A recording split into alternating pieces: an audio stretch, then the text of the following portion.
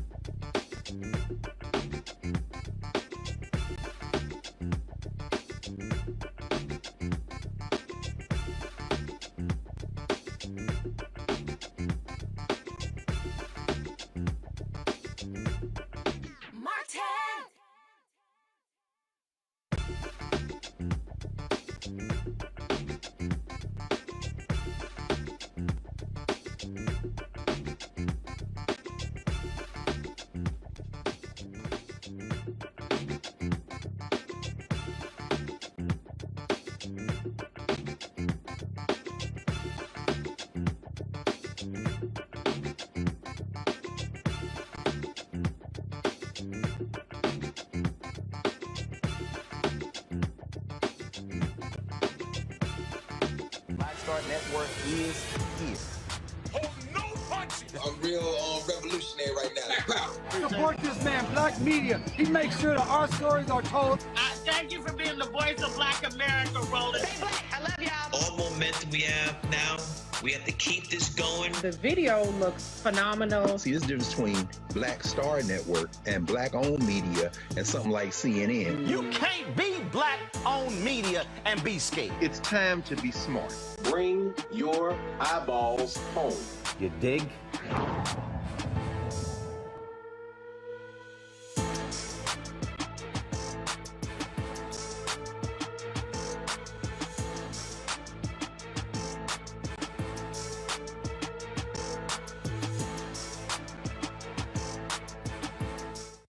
All right, folks, it is Thursday, May 12, 2022. We're here in Kansas City, Missouri, to talk about racism in the Kansas City Police Department. And we're going to have a deep conversation over the next 2 hours talking about what is happening in this city, why city leaders are not doing enough to deal with the racism within the department, but also how African Americans are being impacted in this community. We look forward to a great conversation with numerous panelists, and we also, of course, have our normal Thursday panel as well. And of course, we're doing this in partnership with the Urban League of Greater Kansas City. Folks, it's time to bring the funk. I'm Roland, Unfiltered. Let's go. He's got it. Whatever the biz, he's on it. Whatever it is, he's got the scoop, the fact, the find. And when it breaks, he's right on time and it's rolling. Best believe he's knowing. Putting it down from sports to news to politics. With entertainment just for kicks, he's rolling. It's on go, y'all. It's Roland Martin, yeah. Rolling with Roland now. He's funky, he's fresh, he's real, the best, you know he's Roland Martin now.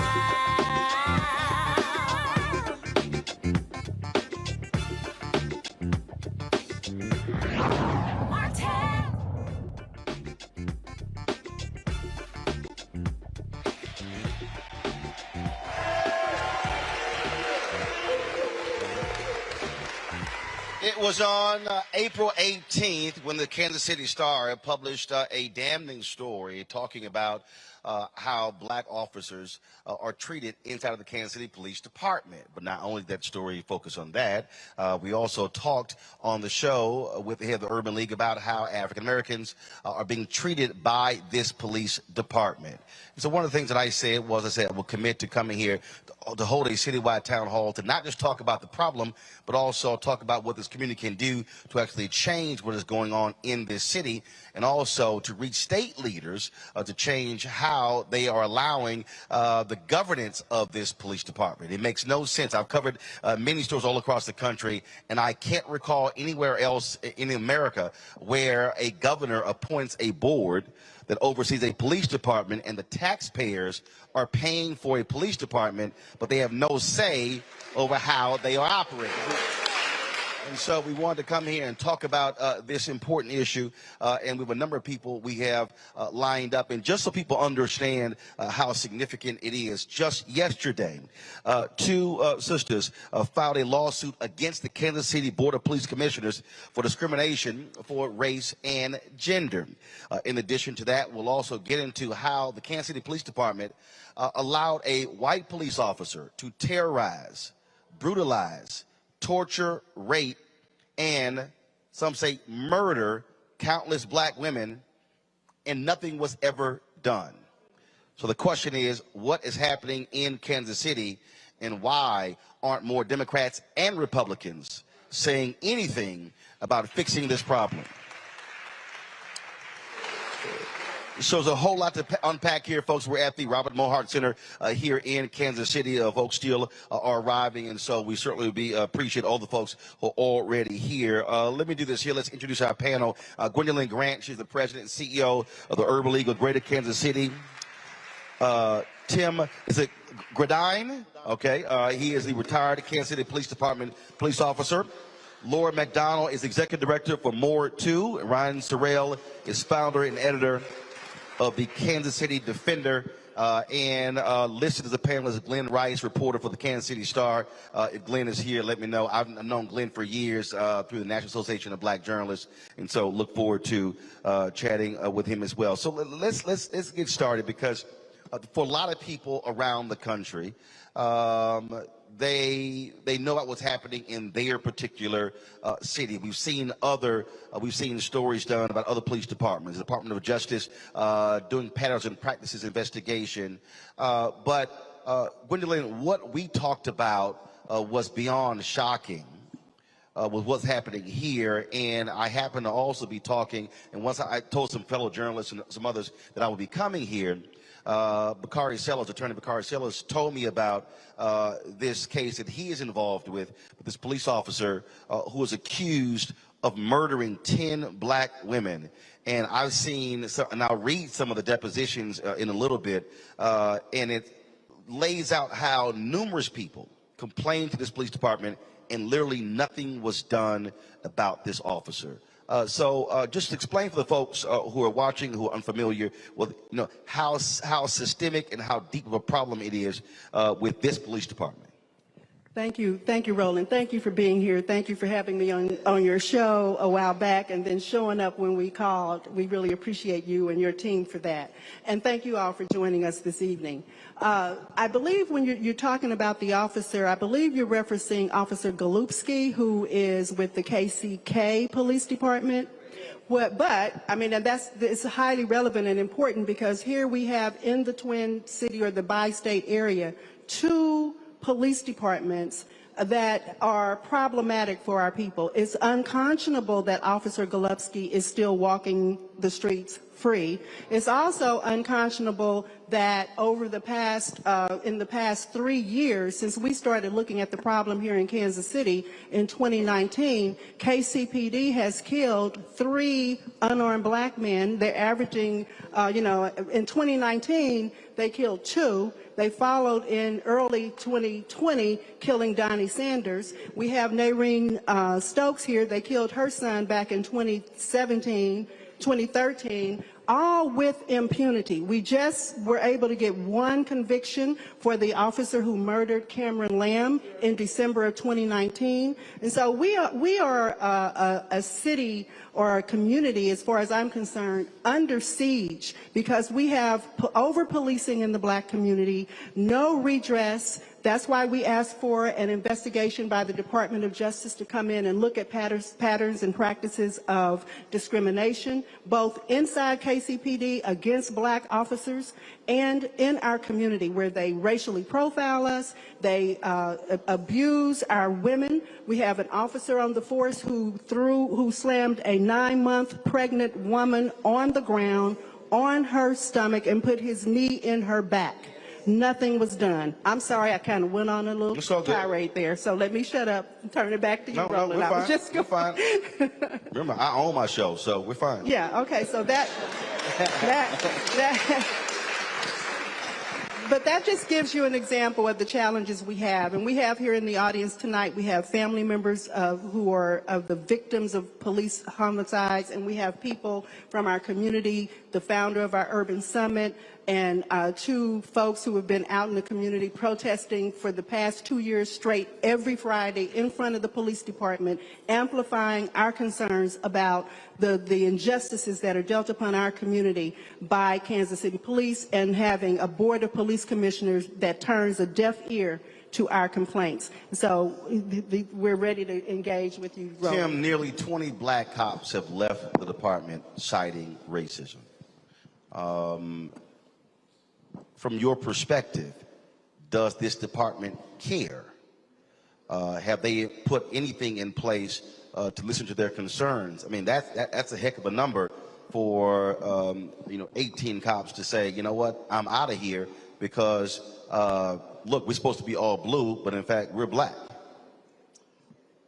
The sad reality is that this department, just like they said, the Board of Police Commissioners, they're complicit where they don't overlook the police department and judge objectively. They're not doing what they were created to do. And so who's running the police department is middle management. And over the past 5 years, I've been going to Board of Police Commissioners meetings from the first time when they hired Chief Smith. He and I went through the academy together. I approached the board and said, come talk to us as police officers. Some of these officers don't feel comfortable talking openly about their oppressors in the presence of their oppressors. Doesn't happen because there will be consequences about answering calls. So you have the chief up here, but the white male majority in the middle are implementing their own policies, dictating policies. They're benefiting off of it because they're getting training and take-home cars, and they're using this to go somewhere else and become a chief of police, and they don't care about minorities. And so we could further my conversation because I was terminated, and there's other officers or supervisors or commanders, white male commanders, that have done far worse things, and they keep their jobs. And so nothing's done. So I approached the board 5 years ago when they hired Chief Smith and said, come talk to us. It didn't happen. I did it when we got Mayor Lucas back in 2019. It didn't happen. I did it last May when we got Bishop Tolbert. It didn't happen. And the people you're naming are Board of Police Commissioners. Of the board. Yes, these are Board of Commissioners. I'm coming to the board saying, come talk to us. We want to talk to you privately about things we cannot discuss in public, because I don't want the officers that I've trained and led for years to be treated badly. So you requested for the chair of the board to have these off-the-record or off-site conversations, and in each case, they refused to do so. Correct. No effort made. None. My last stance was on February 25th when they retired me, and I've been waiting 60 days, probably almost 90 days now, for a response, because it's important that you guys know what it takes to run a police department and what we're looking for in a chief. Nothing will change. I don't care who, you can get the Pope here. If the system isn't changed, then you're going to have the same old thing. And women, it's the same thing from the 60s. Women, unless you're connected to someone, minorities, and our civilian staff members, they don't have a voice. They're overlooked and they're taken advantage of by the majority, the middle management. Commanders. Laura, what I'm not understanding here is how in the world can folk sitting out here pay taxes for something that they literally have no control over? Correct. Like seriously, I can't think of any other place where that actually happens. Yeah. How did that happen? We have, as far as I know, it's not just the only police department in the nation, but the only city governed department that has not governance over its own department, right? It's really unusual. There's no department in any city government that I've known of in the whole nation that's controlled by the governor appointing a board to it. It's so here in Missouri, the governor appoints, and how many people are on this board? Four, and I'd love to share with you their demographics. The governor appoints 4, and then the 5th is occupied by the mayor. And so we looked at, my organization was birthed in 2004, so we looked at that amount of history, and 18 people have been appointed, Mr. Martin, in that amount of time, and 10 of them have been white males, 4 have been white female, 3 have been black male, and 1 black men, and 1 Latino. No women of color in 18 years on that board. And for people who live in this community, even more egregious, 10 of those Board of Police Commissioners have resided in the neighborhood of the Plaza and Brookside, which we all know, you may not, is a very white, predominantly white, affluent neighborhood of our city. So there are entire regions of this community entirely unrepresented by, whether it's a Democrat or governor, entirely unrepresented on that board. And what I would suggest is the neighborhoods where people are protected and served by police predominantly are represented, and the neighborhoods where people are heavily policed are entirely unrepresented. And there's never 2 black people on the board at once, except the seat occupied by the mayor and then the 1 appointee. So the mayor is a part of this. The mayor occupies, they get 1 out of 5 votes. Right. Though. So we elect a mayor and they get 1 seat, and then we don't elect any of the other people that occupy what we cheekingly call the Board of Police cheerleaders. So you have a board that is unelected. That has complete control over all police matters in this city. And appointed by a governor we don't elect. So they have no accountability to us, and quite often they're political donors. That's how they get the attention of the governor. When it comes to this arrangement, has this mayor or previous mayors objected to this arrangement? Yes, sir. This is a really unusual scenario. When the city relinquished control, if you will, it was very short-sighted. They didn't look for a way to take it back if we were ready, right? So at one point, the city relinquished control? The city voluntarily relinquished control in the 1930s. Yeah, but there's more history to that, Yeah, too. So after a corrupt scandal that was occurring, right, with a political mob boss in Kansas City. So we gave over control to the state, but it was so short-sighted. It requires a state law and a city ordinance to regain control. So we've been scrapping for that for years now. And the state legislature has had no desire. Well, Missouri's state legislature can be difficult around things like policing and law enforcement. For sure. Yeah. There's some members that are growing in interest of supporting it. So let's talk about this current board. Ryan, the chair. Board, you have a pastor. No law enforcement background, correct? Correct. Any public safety expertise? No. So how is he or any other members qualified to govern a police department with literally no expertise whatsoever in doing so? I think that's a good question, and for me personally, I tend to not even look at who is governing the police department. I look at the police department as an institution. I look at it historically, what has it been doing to our community as an institution? And so when we're talking about what has the Kansas City Police Department done to the black people in Kansas City historically, the question for me is, have they ever served a purpose of justice? And so the Kansas City Police Department this year is 148 years old. And just last year was the very first time ever in our entire history, 148-year history of the Kansas City Police Department, that a police officer was ever indicted for murdering a black person. And so to me, that seems like a police department that operates much more like a criminal terrorist organization, quite honestly, than it does anything that is actually providing justice to our people, providing public safety for our people. And another thing that I quite frequently like to tell people is that the Kansas City Police Department receives tens of millions more dollars than every single Kansas City public school combined. And so every single Kansas City public school combined receives less money than the Kansas City Police Department. And so when we talk about what is in our control, what are we able to take action on, what kind of initiatives are we able to initiate, to me, I think what is in our control oftentimes is things like voting for the city budget and not voting for increasing the police budget, because we know, once again, that the police historically have not kept us safe. And the very last thing to me that seems very illogical oftentimes when we talk about the police is that, for instance, when we're talking about nonprofits, when we're talking about new programs within nonprofits, we always have to provide all this documentation, these statistics, this data, saying these things specifically work.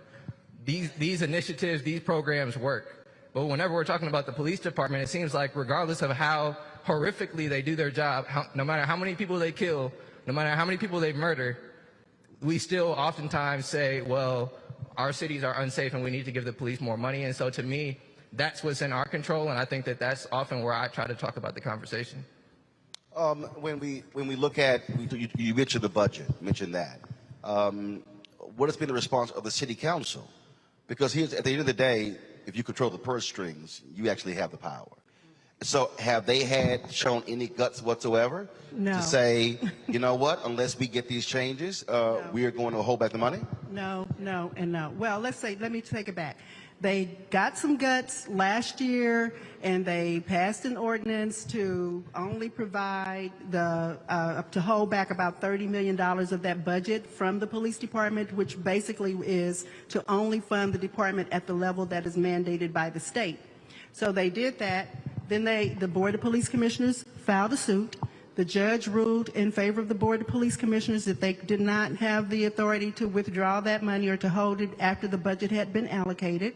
However, the judge did say that in the next budget cycle, you do have the freedom to only budget, to provide only the mandated 25%. So our mayor and our city council didn't do that.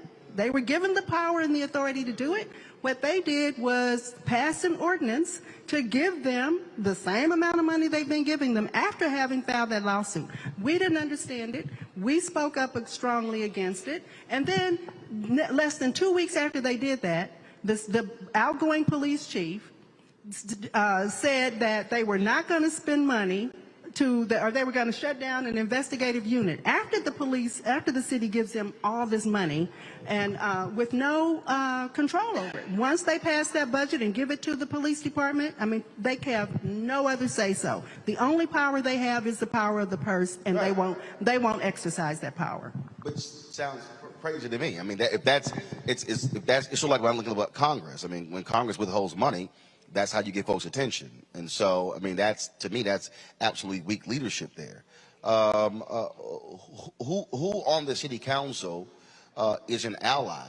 And first of all, how many council members are there? 12. 12. We have 6 districts, 2 council members per district, so we have Mike. 12 council members, 1 in district and 1 at large in 6 districts, and the mayor. The mayor is the deciding vote. There are 13. So of the 12, how many are allies in trying to seek these changes, or is this go along to get along? That's a good question. One of our allies, unfortunately, couldn't be here this evening. Originally was going to be here, but she's ill this evening. Councilwoman Melissa Robinson has been steadfast in support of our community and a strong voice on that council. There are other council members who support the effort. Actually, 9 council members voted with the mayor when he withheld the funds back last year. But so 9 council members voted to withhold the funds last year. And then when they had an opportunity to actually do something, make a difference, they didn't do it. They didn't do it. So what the hell was that for? For show? Good question. Go ahead. There was an insane amount of political backlash after they did that. I think the media took the narrative in a very white direction and very police-friendly direction. And at the end of the day, they all lost their courage. I mean, that's how we see it, right? They lost the courage that they exercised for a fleeting moment. We were so excited about. And if I could just quickly add, when we talk once again just like about statistics and data, to me is just very important when we're having this conversation, because we're advocating to remove the money, this over bloated police budget that they have that certainly has not provided any justice or safety for our communities. We're advocating for reallocating that to other areas of what we call public safety. Right now, we say the police department has a monopoly on the funds that currently go to public safety, when public safety should also include things like housing. It should include mental health. It should include healthcare facilities. And so once again, we talk about data and statistics. Between the years of 2012 and 2018, we increased the Kansas City Police Department budget by 24%. And in that same period of time, the violent crime rate increased 47%. And so to me, that tells us one of two things. Either not only does increasing the police budget not work, but there's also a possibility that increasing the police budget actually has a positive correlation to increasing violent crime rates. And so I think that there's just a lot of issues when we talk about the policing budget. I think that it's something that we have to do political education around in our communities, but I think that it's also, once again, it just requires political courage, political maturity, and voting out people who aren't in the best interest of the black community. See, what you just described is part of the fundamental problem that we also see across the country. And the reality is this country is conditioned to whatever cops want, they get. And obviously people want to be safe. Anytime I even see these studies when people say, X% of African Americans want more police. Yeah, because they want to be safe, but they also don't want to be shot and killed. They don't want to be beaten. They don't want to be robbed. And so they use that as a blunt force against folks to say, well, then of course the whole issue with how they utilize defund the police, as opposed to how do you shift resources. And so you make an excellent point as far as I'm concerned, because the answer is not always more money, because if you got more money and crime keeps going up, what the hell are you doing? And so are you seeing real assessments done on how they're using the money, where they're deploying people, anything along those lines? And if not, then what the hell is this board there for? Exactly. The board does zero monitoring of the budget. They receive a copy of it. Basically, they don't weigh in on the budget. The budget is made, as he said, by middle management and then up through the chief's office. It's sent over to our city hall, and generally they rubber stamp it, right? And we even have had, like this year, a state senator who doesn't live in Kansas City file a piece of legislation to try to control 25% of our budget and have that much go to the police department of the total budget, which includes our airport costs and things like that, right?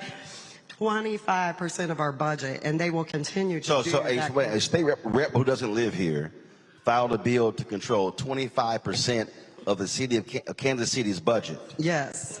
And that much, 25% would go to our police department. He filed that bill, and it was not an unpopular bill. It didn't pass this year, praise God. But that's because we don't have local control. They can do that. And just to expound, but I thought Republicans believe in local control. You would think, except when it comes to law enforcement. Yeah, let me add some context to that, because that's a really great question. They believe in local control when they control it, but let me provide the historical context of state control of the police department. It started before 1936 during the Pendergast corruption era. It actually began in the 1800s, pre-Civil War, because the Confederate-leaning governor at the time wanted to control the arsenal of the two largest cities where black people reside in the state, St. Louis and Kansas City. So back in the 1800s, we were under local control to protect the Confederacy. And then the Supreme Court overturned it, and then it was reinstated. And then again reinstated in 1936, and we've had it that way ever since. Most people walk around thinking that we have local control because of corruption. We have local control because the governor wants to control the two states with the highest population of black people. Nowhere else in the state of Missouri is there local control for any police jurisdiction. So we have to understand that this is steeped in systemic and structural racism, and to continue to oppress our people. Well, and that point is important, which is one of the reasons why I'm trying to remind people that you still have Jim Crow era policies that are still in effect today. So when people say, "Oh, that's the past," like, no, that's not the past. I mean, you still have it, and so that's certainly an important point there. I do want to go back to again, because I look at leadership. So you got two African Americans on the board right now. Yes. Okay. So what are they doing? And are they responsive to this community? Again, here's the issue.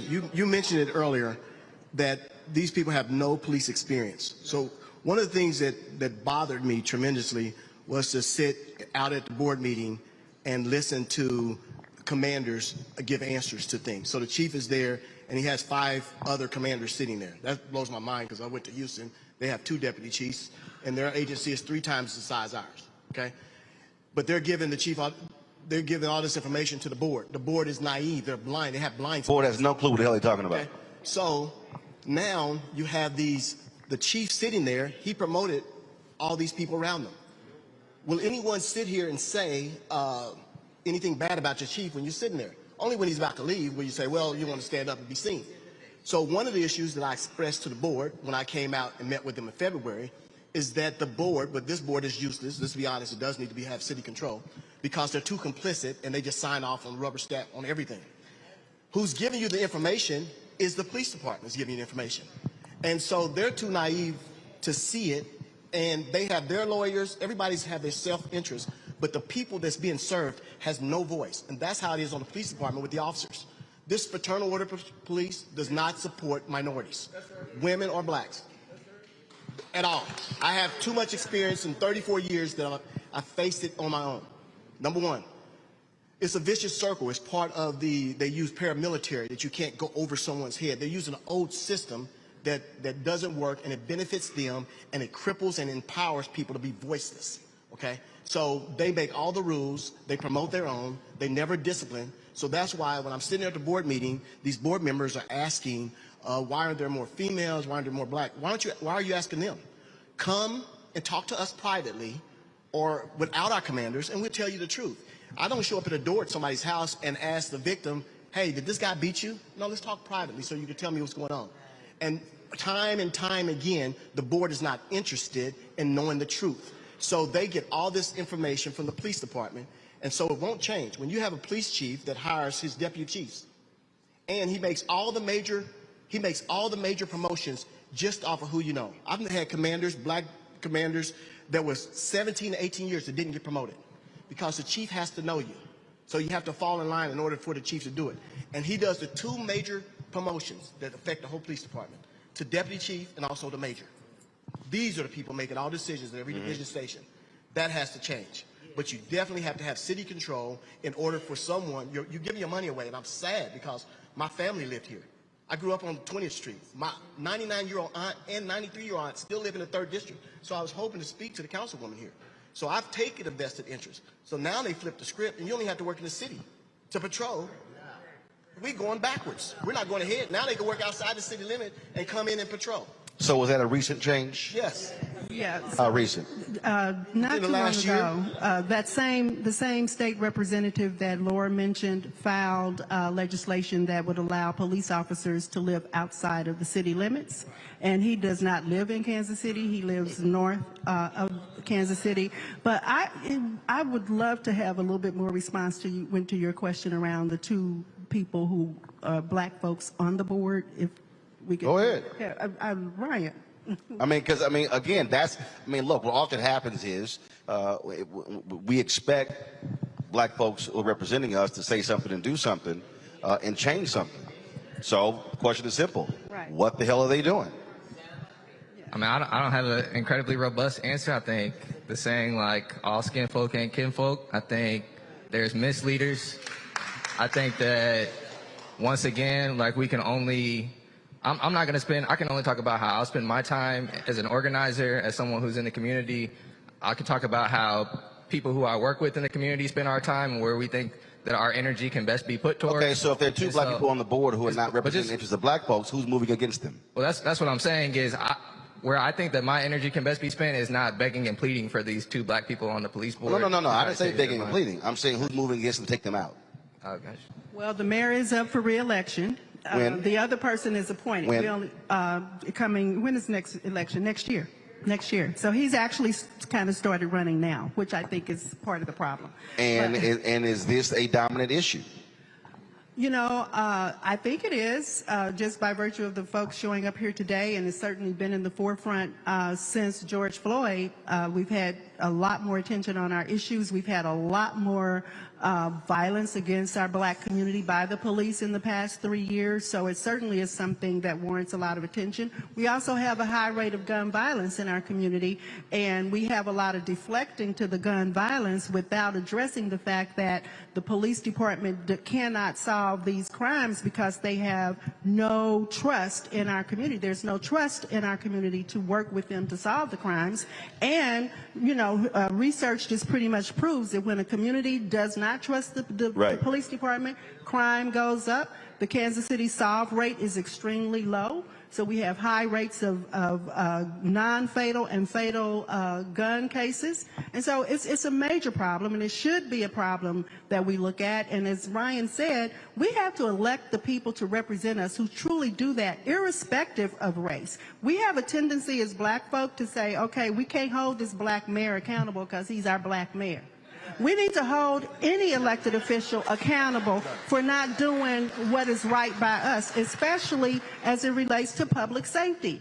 And the notion that we as black people don't value our safety in our community, that we are all criminals, this whole disparaging cultural deficiency concept, is just wrong. You know, so the police department, basically in my work with them, they don't see themselves as a part of the problem at all. When they look at violence in our community, they really believe that there's something inherently wrong or deficient about black people. And we know that that's not true. But when we look at the police violence against black people, what they want to say to us is, all cops aren't bad cops. Well, all black people aren't bad people, and all black people aren't shooting up people. So don't try to paint us with the same brush and then ask us not to paint you with the same brush stroke.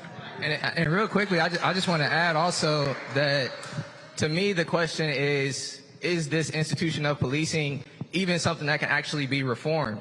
And that's, you know, a lot of people will push back on that question. But if we have been having this white supremacist institution that has been murdering with impunity, that has been murdering people in our community for 147 years, is that an institution that is likely to be able to be reformed into something that is not racist, into something that is not anti-black, into something that can actually create justice? And so to me, I just absolutely don't think that it's possible for the police department to do that. And I don't even think it's their job to be trying to create safety. I think that it's the job of, if we had more money to give to teachers, if we had more money to provide to schools, if we had more money to provide to mental health care, to me, that's the core issue. That's where the crime, so-called crime, I don't even like using the word crime because black people didn't even have any say in what crime actually is. Crime is just a political category. Crime is a political category that was created by white people, mostly old white people at the beginning of the United States of America. So we can't even use this word crime because right now, white people can smoke weed and it's not considered a crime. It's considered something that they can just do to have fun, or they can sell weed and it's considered something that they can do to be an entrepreneur. But when black people do it, it's considered a crime. So I think we have to interrogate really, what does safety actually look like? How do we actually create safety? And is the police even the actual institution that's necessary in the future for us to be able to be doing those things? So I'm gonna go to the break in a second. But first, was the mayor invited to be a part of tonight's town hall? Not personally, no. We just promoted it like we did. No, we didn't invite. And how about President of the board, Mark Tolbert? No, we intentionally did not invite Mark. See, and the reason being is that Mark has been non-responsive to our work from when we started, and it's just been very disappointing. He's appointed by the governor. He doesn't listen. The mayor, we elected him, and we can recall him at the ballot box. But we can't recall. He certainly can't be recalled. But I'm still curious as to who does he talk to? Who does he go in front of? Frankly, I wish he was invited, and it would be great if he says no, that's fine, because I do believe in challenging every level of power, and I don't care whether you're appointed or elected. And the reality is, he's also appointed because supposedly there's credibility in the community. And so we're going to go to a break. We come back. I want to talk about that because I want to talk about in terms of what's next. We talk about the election next year. We'll also talk about, again, mobilizing and organizing to create change in this city when it comes to this police department. We'll do so next. You're watching Roland Martin Unfiltered, broadcasting live here from Kansas City, Missouri, talking about racism in this police department on the Black Star Network. Back in a moment.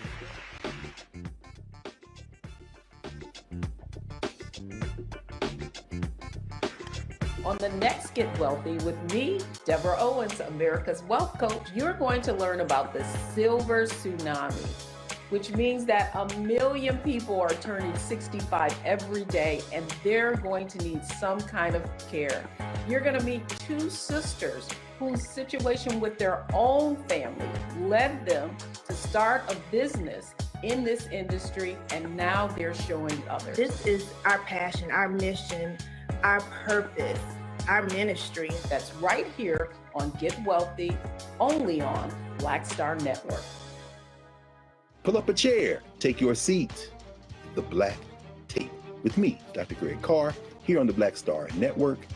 Every week, we'll take a deeper dive into the world we're living in. Join the conversation only on the Black Star Network. Next on A Balanced Life with me, Dr. Jackie, summertime when the living is easy, or is it? Summer vacations, class reunions, kids in summer camp, all fun, but stressful. You need to get into a summer mindset and have a plan. Oh yes, our panel gives us their favorite summer planning hacks. On the next A Balanced Life with Dr. Jackie here at Black Star Network.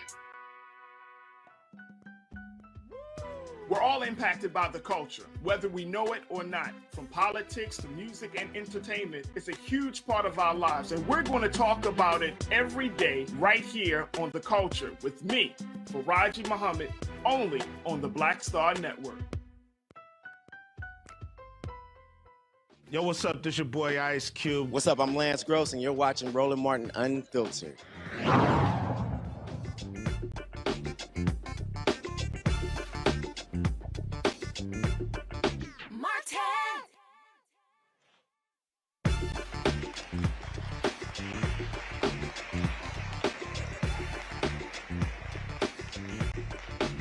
All right, folks, we're back. I want to bring in my panel, our normal Thursday panel. Let me welcome to the show Dr. Lara J. Walker, Assistant Professor, University of Central Florida, Reese Colbert, founder, Black Women Views, Dr. Greg Carr, of course, Department of Afro-American Studies at Howard University.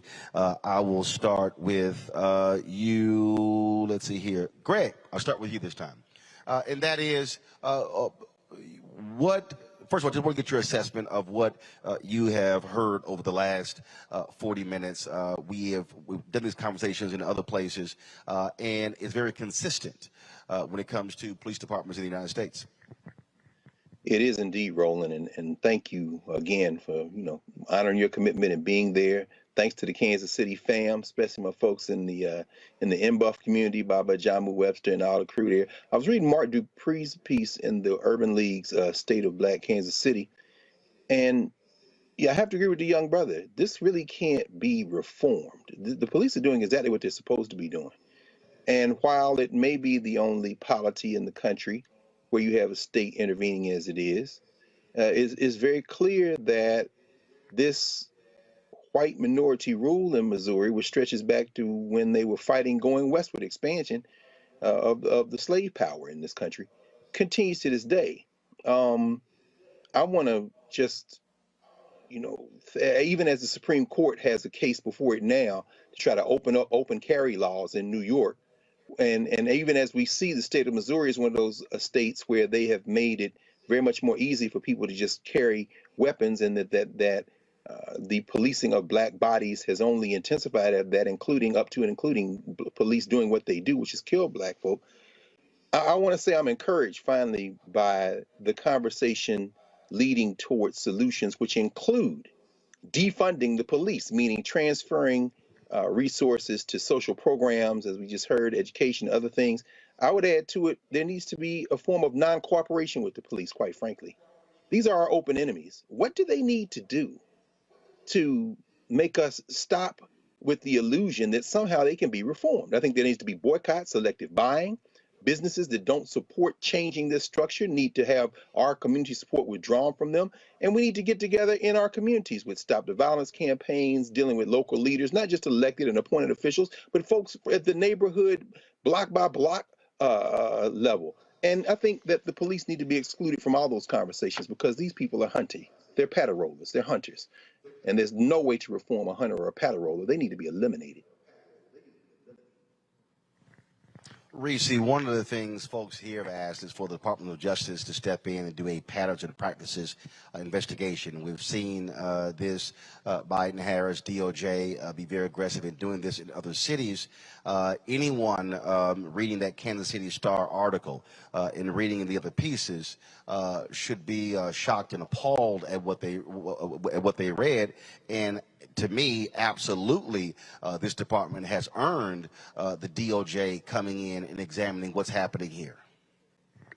I fully agree, and I know that Mayor Lucas was in D.C. to talk about gun safety and violence with the Biden-Harris administration, so it would seem that that'd be a good time to kind of advocate for pattern and practices investigations. My question would be to the panel. I've heard a lot of, it sounds like maybe ambivalence or even, dissatisfaction with Mayor Lucas. I read that he is moving to try to be considered to be president of the police board. Do any of you think that having somebody who has a little bit more local control, even if he isn't necessarily, he hasn't done everything to your satisfaction to date, do you think that that could help move the needle a little bit in terms of making changes to the police board? Yeah, we went on record yesterday supporting that decision. It's like a step closer to have the man who is accountable to the voters in the chair seat when we're deciding on who our new police chief should be. So it's not local control, but having the mayor in that seat is, I think, a bold move, and we're glad he made that gesture. We don't think they'll give it to him. Did you ask, I need to go. She asked for the mayor to have that seat? No, the mayor is trying to become the president of the Board of Police Commissioners, and I think that the board president does have a little bit more control over some of the policies, and maybe he could provide, should he choose to provide leadership, because I believe that power and leadership are things that you can seize, that you can decide. Hold on, here's the first thing. Here's the first thing. Again, not understand. So who picks the board chair?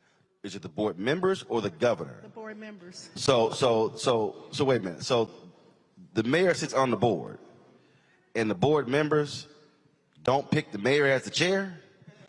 That's right. But he pays. We don't expect it to occur. That's crazy as hell. Can I respond to that? That just defies logic. Hello.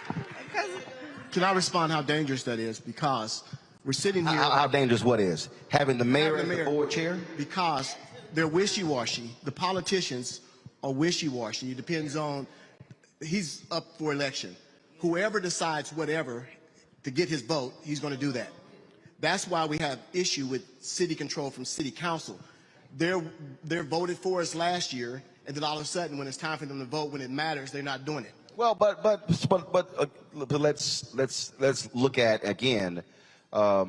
Your ultimate goal is to have the city council control the police department, correct? That's actually not, at least on my end. So that's not the ultimate goal. Okay, then what's the ultimate goal? People in the community control that, not your politicians who come and go and wishy-washy every other week to get. Okay, no. But what does that mean? People, not the governor appoint them, but people from the city council can appoint people from the community that can overlook the Board of Police Commissioners. These are where the taxpayers are coming from. No. Follow me here. Again. So I got that. So what are you talking about in terms of how do you see it? So to me, and I think to a lot of people in the community, if there was 10 steps to public safety, that local control is like step 2, maybe. Step 2 or step 3. And what I mean by that is ultimately, we want our communities to be safe. And ultimately, we want money to be going to institutions that actually provide public safety. No. But I understand all of that. Right. But at the end of the day, there has to be somebody, an entity that is controlling it. Right. So again, I'm born and raised in Houston. I've lived in Chicago. I've lived in Austin. I've lived in Fort Worth. I now live in Loudoun County. The elected officials control. First of all, they hire the police chief. The police chief is responsive to the city council when something happens. So you still have to have a hierarchy. And so what I'm getting at, who do you want in this city to be in control of the police department? Meaning, if the department not doing their job, then the city council has the right to fire the police chief. The way your system is right now, you have an appointed board by the governor who doesn't live here. They control the police department, and so you can't put any pressure on them because they're not elected. So again, if we're talking about the next step, who do you want as a community to be in control of your police department to then get to what you're talking about? Because I can't get to 3 through 10 if I don't get 2. So what does this look like? So you need Laura's organization has looked at various structures, but for me, the short, quick and dirty of it is the city funds it, the city ought to control it. Yes. We pay for it, we ought to control it. Yeah, I mean, because... Now what kind of structure we put in place to do that, that's what I'm talking about. Right. Because here you have a strong mayor. Is there a city manager? We have a city manager. So you have a strong mayor form of government. We have a city manager. You have a city manager, okay? Yeah, I covered city council in Fort Worth where they had a city manager in Dallas. City council hires a city manager. Right. City manager hires the police chief. Right. But the reality is the city council still determines if they can fire the city manager. Exactly. So again, taxpayers still having control over that. Right. Because as it stands right now, how this is set up, this board can literally tell y'all to kick rocks. Well, they have done that. They And tell you us can't even that throw them out. They frequently tell us to kick rocks. So is the goal, and I mean, as a community, is your idea to aggressively push to change this state law in order to have local control, the city council control the police department? Yes or no? Yes. Okay. Okay, we got that down. All right, I'm gonna come back to some other stuff, but Larry, your question. Well, Roland, I want to say, first of all, this is modern day apartheid. It's that simple. What I want to, you talked a little bit about in terms of who, some of the citizens there and people on the panel in terms of who they want in control. But I want to talk a little bit, you mentioned the mayor's up for election next year, and obviously he's not there. Can someone in the panel, talk a little bit about what are some of the mechanisms people on the panel and the community or you continue to utilize to pressure him if he wants to get reelected, to understand that he needs to make sure he holds back some of this funding as it relates to the police department. So what are some of the things that are happening in terms of protesting in front of his office, et cetera? What are some of the other mechanisms in place that people are doing to apply pressure? What we've been doing is employing a voter engagement strategy, and everybody here tonight can ID themselves as a supporter of local control through our website.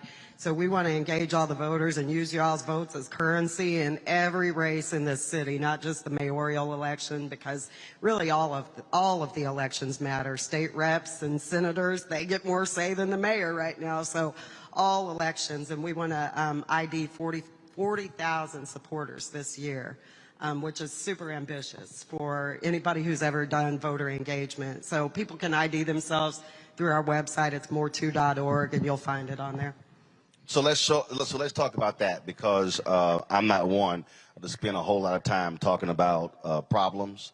I'm a firm believer in again moving, especially in kicking folks out, and so let's get. And also, I believe in, to your point, data and numbers. So the last election, how many votes did the mayor win by? There were 45,000 total votes. So 45,000 total people voted. All right. So your goal is to get 40,000 people on y'all's side, right? Strongly support local control. Yes, sir. Absolutely. So what is the organization mobilization effort to make that happen? How first of all, who do you have total buy-in? Is everybody involved? Do you in terms of in who's involved? Where are your community groups? Where are your civil rights groups? Where are your black preachers? Where are your churches? Where are your grassroots people? Where are we at? So More Squared, my organization, is 34 congregations here in town that I work for and organize. So that's what our strategy, and then other affiliates, other organizations. 34 congregations with total number of membership of what? Thousands. Thousands, I want to say, because we're in Missouri and Kansas, and tens of thousands. So we're pushing it through our congregations. We've got people here tonight who probably have ways that people can sign up tonight. And then we're just now starting to onboard other affiliates. And we've gotten commitments from Councilwoman Robinson, Mayor Quentin Lucas, that if we garner this many supported voters, they will put it on the local ballot. They can't put it on the state ballot, but they will put it on the local ballot. Have y'all created a contract that you're asking all candidates to sign? No, but that's a great idea. We're working on that. See, the reason that's important, because just like all the anti-tax people, the reality is, and I would say this here: no matter what community group, if you are Divine Nine, if you Links, if you no matter what the group is, if anybody want to come to your group, you can ask them in front of everybody, will you sign this pledge that if you are elected, you will support local control, and every candidate who is trying to get your vote should sign that. And if they don't, escort them out the room. Yeah. So we are working on a process that includes the Urban Council, which is a collective of the legacy civil rights organizations, and we are creating a a grade card, if you will, for our elected officials, and we're going to be asking them as they prepare for the upcoming election, do you support local control and other issues? And then we will be putting that information out in the campaign, during the campaign. So here's just my point of view. I totally get the other issues as well. I would separate local control from the other issues. Okay. And here's why. Because you might have someone who says, oh, I'm good with these four, I'm not quite sure. The reason the NRA has been so successful is they only give a damn about the Second Amendment. You can be black, transgender, love, classical music. If you down with the Second Amendment, they fine. You've never seen the NRA take a position on anything else but guns. So one of the things that I've seen, and look, I'm very much a part of the school choice movement. I got no problem with charter schools. I believe in every form of education. I don't care what it is, as long as our kids getting educated. But if a school ain't educating our kids, I got a problem. That's just my position. And I've said to them, you can't be all over the place. And so this, to me, if this is the fundamental issue, it has to be you are signing this. And if you do not agree to local control, you will not get our endorsement, and we will tell everybody that you are against local control. Because as I'm sitting, everything that I've read, everything else, at the end of the day, if you do not have an ability to get to the people who control the purse strings and control the power, then you're going to continue to have all of this dissension when it comes to this police department. Who controls the department is the most fundamental thing to creating any level of change. Any level, any level. So you talk about the legacy civil rights groups. I want to talk from a grassroots standpoint. Where are folks on that? How are folks organizing around that? Because to get this done, you're going to have a significant coalition to make it happen. I think there's a plurality of understandings of what the most important issue is, and so I think that when we're talking about like a coalition, when we're talking about civil rights groups, when we're talking about organizations that are on the ground, I think all these different groups, while we're in alignment on certain issues and we find certain issues to be urgent, but there's organizations like Operation Liberation that bails black people out of jail, and to me that's a very significant issue that's very urgent, and it is. And their priority right now is not local control. And there's organizations like KC who are addressing the very urgent issue of people being evicted from their homes. And so they're also in alignment, but they can't make that their priority right now. No, follow me here. When I say priority does not mean everybody has the same number one. You can have individual groups that says this is a priority, but the question is, are they a part of the coalition to get this also happening? Because so allow me to unpack it.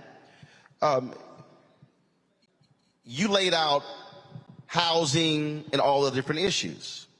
Well, you can't shift the resources unless you control the resources. You can't shift the resources unless you control the department. So if you got a state rep who wants to take 25% of your total budget and give it to the police department, that's going to have a direct impact on housing, on crime, on education, every facet. And so this is where the dots have to be connected. So somebody who's concerned about housing has to also be concerned about this, because this has a direct impact on what their issue is. And so that's why I'm still saying I'm all about getting to the 40,000. Yeah, I can actually have a good response, because I pulled it up on my phone here. We had a coalition letter that the Urban League signed on to. This was actually it was a historic open letter that we sent to the mayor. And it was signed on to by the Urban League of Kansas City, the Southern Christian Leadership Conference, Operation Liberation, the Real Justice Network, National Black United Front, Sunrise Movement of Kansas City. And essentially it was an indictment of our mayor. And this was one of the first times in history that this large assortment of black organizations have come together specifically with this mayor to indict him for what he has done, to indict him for not speaking up for the black community, because we met with him weeks before the city council took the vote on the budget this year, and he did not listen to any of the black organizations in our city. And so I think that, to me, it kind of requires those first kinds of conversations. So I think that the work is definitely, now I understand what you're saying, and I think that the work is definitely being done. Because you said he didn't listen. Let me tell you what he gonna listen to. 40,000 people who are registered voters who are over here saying, last election, you got X number of votes. Somebody pull up, I want to see the vote total. Somebody just pull it up for me. I want his exact vote total. Listen, I've covered city council, county government, state government, every level of government. So he got 39,000 votes last time.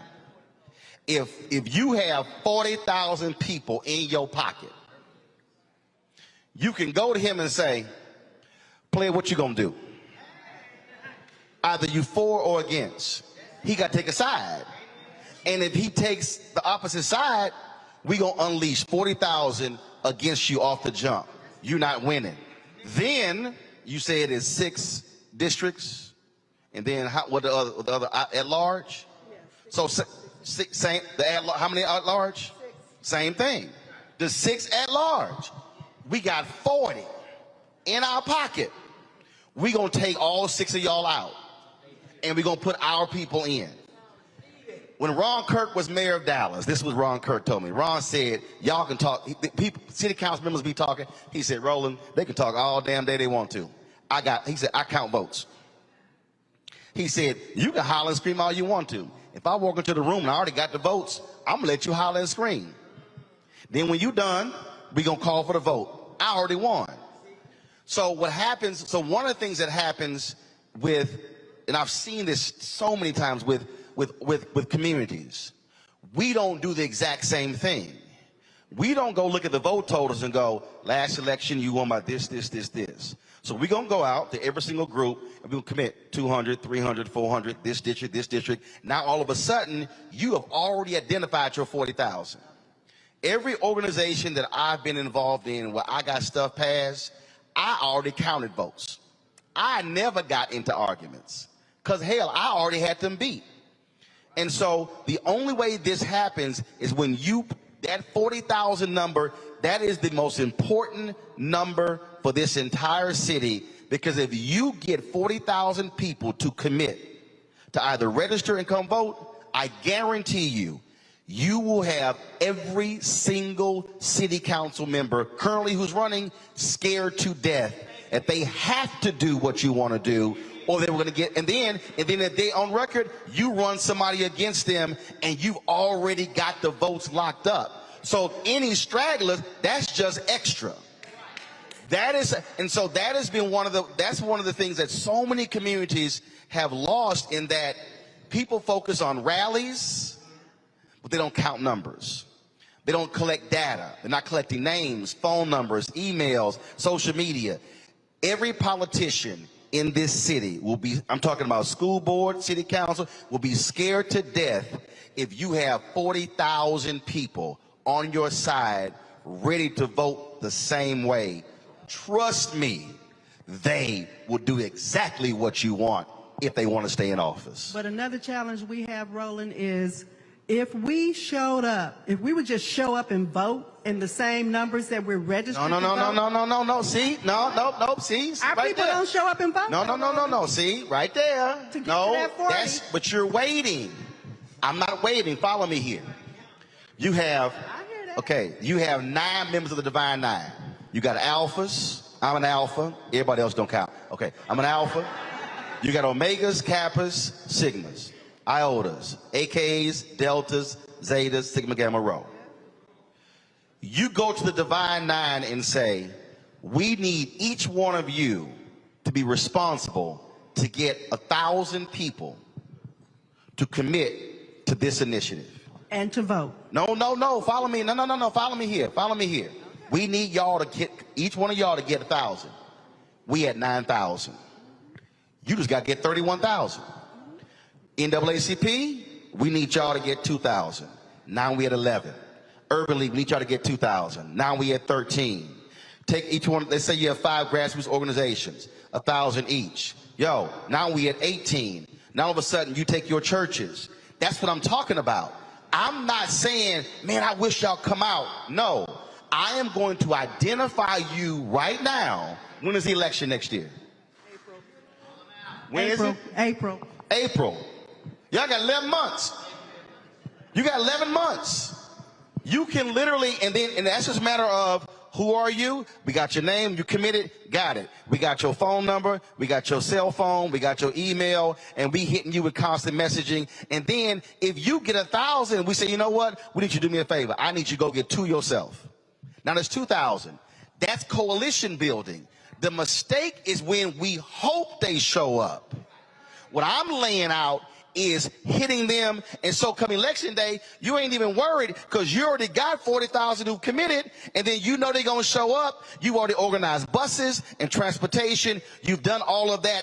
That literally, Greg Carr, is what they did in Lowndes County, Alabama, with the Black Panther Party, and that's how voting was changed in the Black Civil Rights Movement. Right, Greg? Absolutely, Roland. Hold on one second. Greg Carr? Yes, sir. No, I said absolutely. Yeah, that's true, Roland. And we know that the roots are deep in Kansas City, in St. Louis, in the Black communities of the state of Missouri to wage that kind of war. Individuals don't beat institutions. And we know that there is a long-range game plan here. Whoever that white nationalist state senator was that introduced that potential taxing of 1/4 of the city budget, certainly that is part of a larger plan. If there is some clawback of local control, he wants to institutionalize the draining of resources. And so he threw that trial balloon up there to see where that goes. We've seen this before, but finally what we've also seen before, and again, you're absolutely right, Roland, and what we've seen in Kansas City is when people get together and decide that they're going to impose their will, they can succeed. I mean, you know, I'll be the last one telling anybody sitting there when they walk down on 18th and Vine, Rube Foster was like, oh, you white boys gonna keep us out the league? No problem. We'll create the biggest business in the history of Black America. When they met in Chicago and created the Negro Leagues. So I think the infrastructure is there.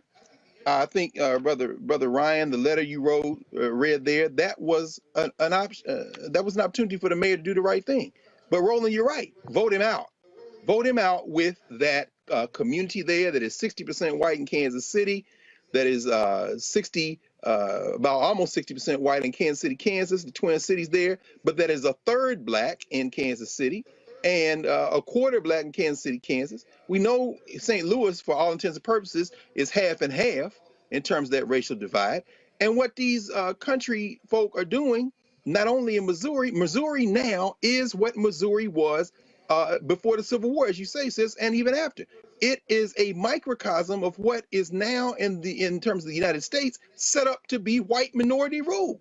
And not all white people, obviously, because sitting here listening to you, Sister Laura, you know, we understand that this isn't about color. This is about people who have decided they are open enemies of our common humanity. You can't treat these people like you can build a bridge to them. You have to break their political backs. And Roland, you just laid out the roadmap of how to do that. And that's so again, just how my brain works. It's 11 months for the election. Next 10 months, you get 4,000 people committing every single month, 133 per day. You hitting your 40,000, and you're constantly tracking. So, are we ahead of pace or behind pace? I can guarantee you, there will not be a single elected person in this city who will not be shaking in their boots when they look up and go, we got 40,000 people ready to take you out. I guarantee you.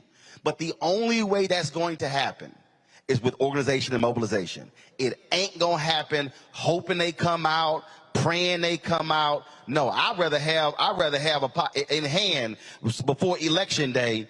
And so election day comes, you know you about to lose, because we about to drop 40,000 on you. And because here's the deal, and again, it's 12 council members. Does the mayor vote unless it's a tie? So it's 11. He votes in every case. Fine. I just need 7. I don't need all 12. I just need 7. If this coalition takes 7 positions, yo, you can run the table. And then withhold the money. And then let's see what the commission then does. I mean, but this group has to literally be committed to actually do that. I'm gonna go to, actually I'm gonna say this for the end. I'm gonna say this for the end. So let me do this here. Let me go to a break. We come back. We're gonna talk to some of the families that have been affected by police violence when we come back on Roland Martin Unfiltered here in the Black Star Network, broadcasting live from Kansas City. Folks, don't forget to support us in what we do. Download the Black Star Network app. Everybody in the room, y'all can do the exact same thing as well. We created this because we don't want to be dependent upon Facebook, YouTube, and Instagram, and Twitch. So by having the app, we own it, we control it, and so we don't have to ask anybody's permission. This show's 100% black owned. It's me and just me. I don't ask nobody opinion, and so we don't have to ask somebody, can we cover here? And so y'all can download the app, of course, Apple phone, Android phone, Apple TV, Android TV, Roku, Amazon Fire, Xbox One, and Samsung as well. And one of the reasons we ask our folks out there to support this show, because again, when we are able to travel around the country, we appreciate the support of the Urban League, but also our crews, our equipment. And I need people to understand when we talk about owning, when I say own this show, all this camera equipment, own all of it. So we're not renting, we're not borrowing, and so we have the ability to go cover stories all across the country. And so, of course, those of you who want to support our show, I know there's a whole bunch of folks out there watching old school. They don't do no Cash App, Venmo, Zelle. In fact, matter of fact, hold up. Y'all think I'm lying. Y'all think I'm lying. Hold up. Where is it? Right here. Man, let me shout out Alfred Lee.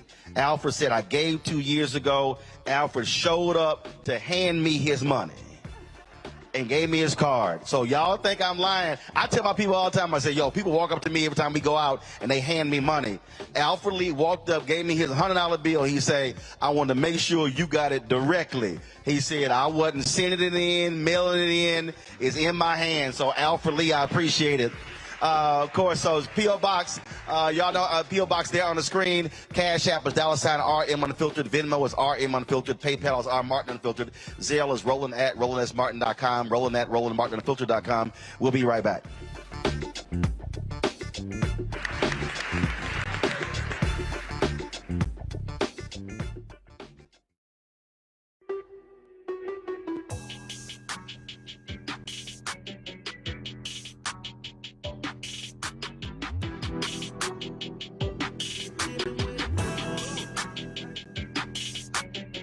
Hey fam, Patrol Grooming is a black-owned men's grooming company that delivers on this promise every day to men everywhere.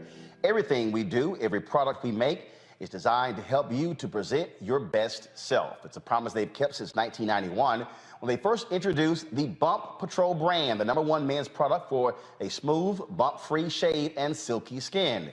Millions of customers count on their exceptional skincare products, which can be found at more than 30,000 retail stores in more than 50 countries around the world. Now you can have exceptional beard and skincare products that are as unique as you. Fellas, as we prepare to head back out into the world as COVID restrictions are being lifted, it's time to get our groove back. You can visit patrolgrooming.com to order a Patrol Grooming Box and do this. Use the discount code #Roland30. That's #ROLAND30 for a 30% discount at the checkout. We appreciate Patrol Grooming being a partner with us here at Roland Martin Unfiltered and the Black Star Network.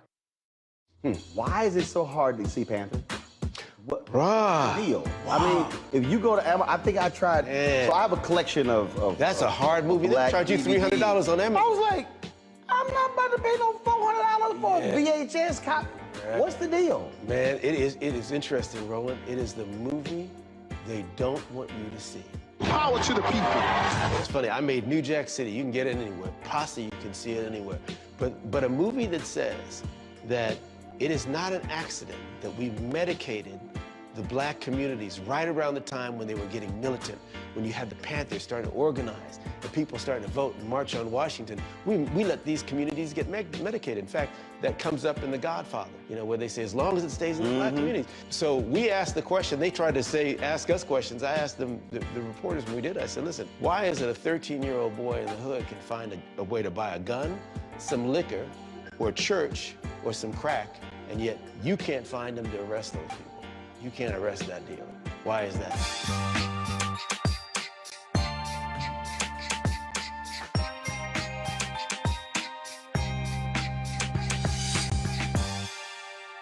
It's Kim Whitley. Yo, what's up? This your boy Ice Cube. Hey, yo, Peace World. What's going on? It's the Love King of R&B, Raheem Devon, and you're watching Roland Martin, Unfiltered.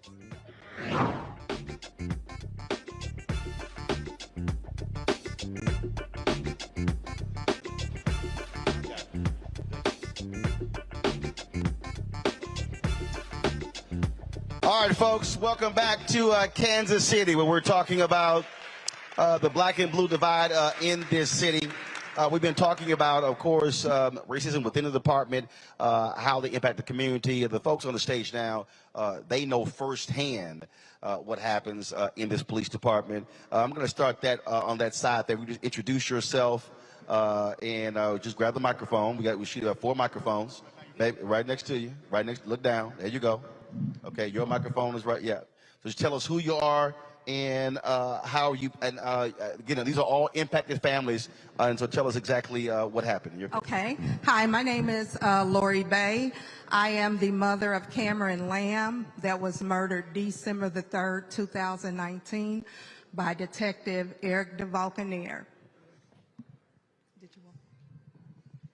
Hello, I'm Ruby Watson, and I'm the grandmother for Malcolm Johnson, who was murdered, was it May 2020, I think? Yeah, by the police. Hi, my name is Naireen Stokes, and I am Ryan Stokes' mother, who was murdered July the 28th, 2013, 9 years ago down at the Power and Light, which I call it the Power and White, because we are so prejudiced in this city. It's totally motivated with Republicans, racists. 9 years I suffer, and they still don't want to give me justice or accountability. My name is Akil Bay. I'm Lori Bay's husband. I was stepfather of Cameron Lamb, who was murdered December 3rd, 2019. It's the first time in history of Kansas City that a white police officer has been charged, found guilty, and sentenced for killing one of their citizens.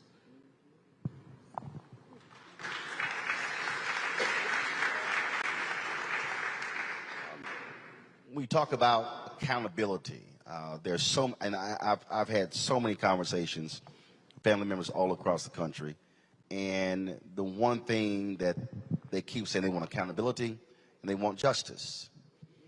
You've been listening to this conversation, and obviously the district attorney, will they pursue those charges is one thing. But in many of these cases, these officers are still on the force, never fired, never disciplined, not having any real internal affairs. Just share from your perspective just how frustrating that is when they want the public to abide by the law, by decency, and have respect for the law, but the law doesn't have respect for community citizens. With my grandson, he went to the store. I'm not saying he was perfect, but he went to the gas station to get a pack of cigarettes, and all of a sudden the police swarmed in on him. They claimed he had a gun. He had no gun, and they had him down. It was like about 5 or 6 police. There are 6 different videos out there that captured all of this, and no one has been held accountable yet as far as I know, but I think they have an update on something. So my granddaughter, I don't think she really feels like, you know, talking in public about it because it was her older brother. But the fact of the matter that they tried to say he had a gun when he did not have a gun, and somebody tried to plant a gun, and it was a police officer that shot the other police officer and tried to blame it on him. So, and that was on 63rd and Prospect at the gas station at BP. So one cop shot another cop? Yeah. Yeah, and tried to pin it on him. They had him down. He was on his back, first of all, and they had his hands, they had his feet. So how could he shoot anybody? But first of all, he didn't even have a gun. But that's what happened. Wow. Yeah. It's crazy. Ryan was killed down at the Power and Light accused of also having a gun. There was an altercation before that with some white boys from Johnson County, Kansas, that says Ryan and his friends had stole a cell phone. I remember that. Cell phone never was found, couldn't ping the cell phone. Don't know what happened about the cell phone issue. All I know is next I hear that there was a foot chase and they were chasing after Ryan, saying that he was the person that stole the phone or stole anything. I'm still confused about it to this day. But then the gun comes up, that he was supposed to have a gun, and he wouldn't put it down. So they had to shoot him 5 times in the chest when they come to my house. This is what they tell me. But when I go to view my only son, Ryan was my only son, 24 years old. Wow. We go to view the body thinking that they shot him in the chest and he was shot in the back. How do you call that justifiable? To shoot a young man in the back with no gun. And I'm supposed to believe it. I'm supposed to take it, sweep it under the rug. I'm supposed to be silent. Right. Any DA investigation? None. No video. It wasn't nothing. They treated those people down there. They had also pepper sprayed them. They treated them like it was back in the 1960s. Wow. That's just wrong. That's just wrong. You know, I see wrong all in it. I see dirt all in it. I've went through 2 chiefs, Roland, and 2 mayors, and neither one of them have came to me in a respectful way and tried to give me something. Nothing. Y'all heard the conversation earlier in terms of what folks want to see happen. What do you want to see change with this department, with this city?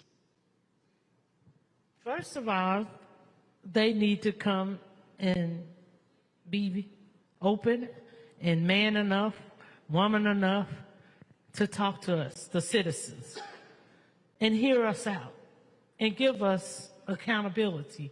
Definitely. Give us the justice. My son's case has not even touched a jury, a judge. It went to a judge that called it qualified immunity. So now they want to say that's I can't do anything. I'm in appeals, just sitting. I'm just sitting, waiting. So I'm confused. What could we do? What should I do? What more can I do? Well, I'm kind of like her. I want to see accountability.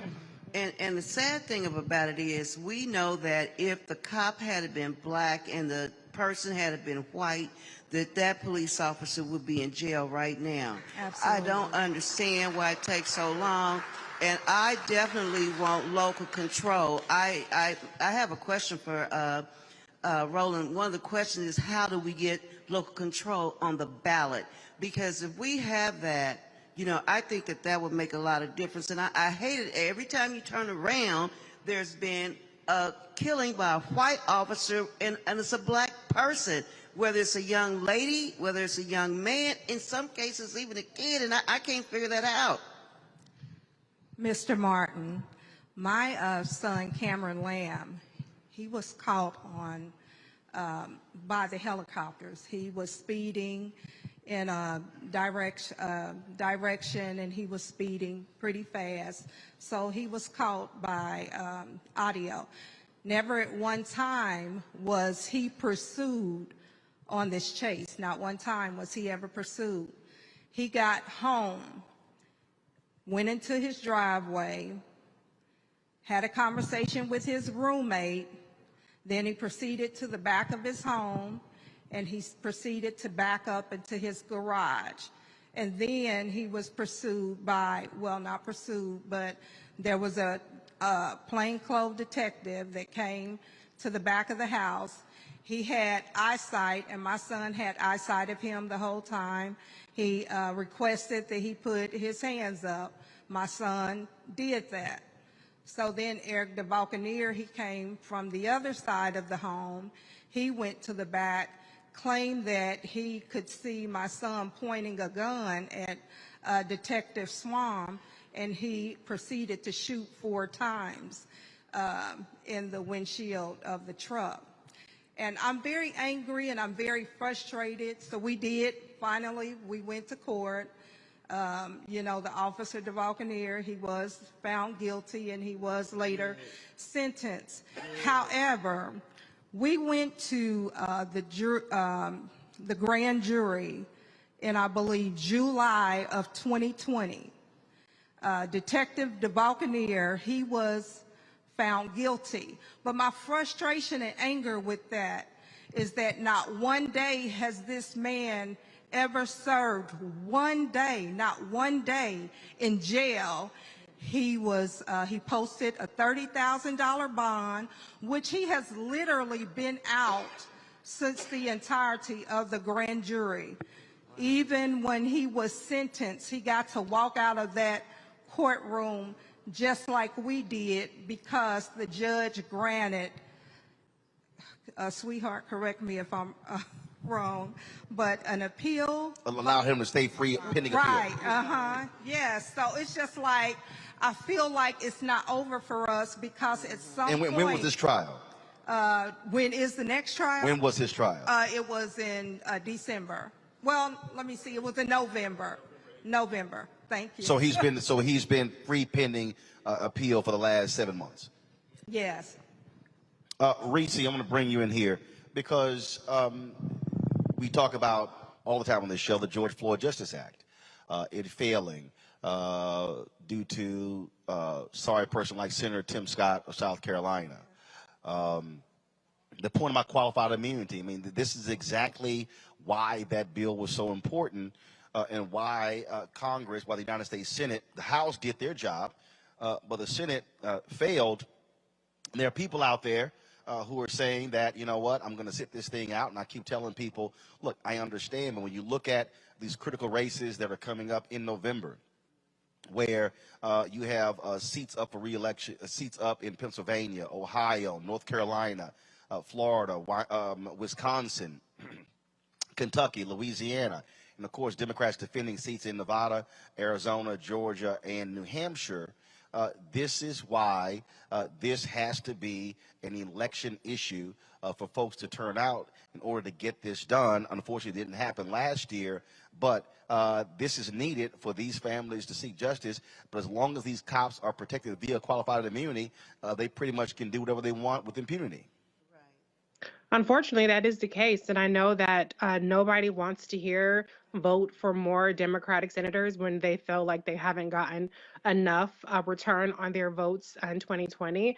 But that's just the reality. You have to just do the basic math. The basic math is that you need to hold the House with a simple majority would be fine there. And you need to get at least 52 votes.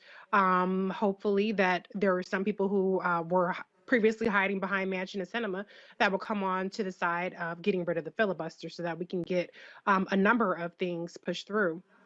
But I think there also speaks to the culture of these police departments. You know, I was reading in the case where, you know, the police officer, Daniel Straub, actually, you know, blew the whistle on the fact that the police narrative was inaccurate. And he's the one who's out of a job as opposed to the one who actually shot, you know, Miss Stokes' son, and he's still on the force, or at least it was at the time of this article. So there is so much that needs to be done in terms of just reforming the police culture, protecting the police officers that do come forward and be truthful in these situations. But legislation at the federal level would go a long way. Larry, this is the issue that, again, we keep focusing on. And look, if you don't have the federal bill, you're not going to get it from the Missouri legislature. And so you have to have some type of action on the federal level. Yeah, Roland, we've talked about this on your show and a number of these tragic incidents of especially Black folks being killed by law enforcement. And you're right. And Reese just talked about, some people may be sick of hearing the importance of voting for Democrats, but it is important every election. And this November, we need to make sure that we continue in terms of the gap between Democrats and Republicans. You talked about having at least 52 members, in terms of Democrats. But yeah, we certainly thought that, there would be some kind of policing reform bill, but you talked about, Senator Scott, who, in many respects scuttled the bill, right? And we need to make sure that we hold elected officials, obviously they're in the state level, but also certainly in the federal level, and like you talked about the Senate, to make sure that we get something done.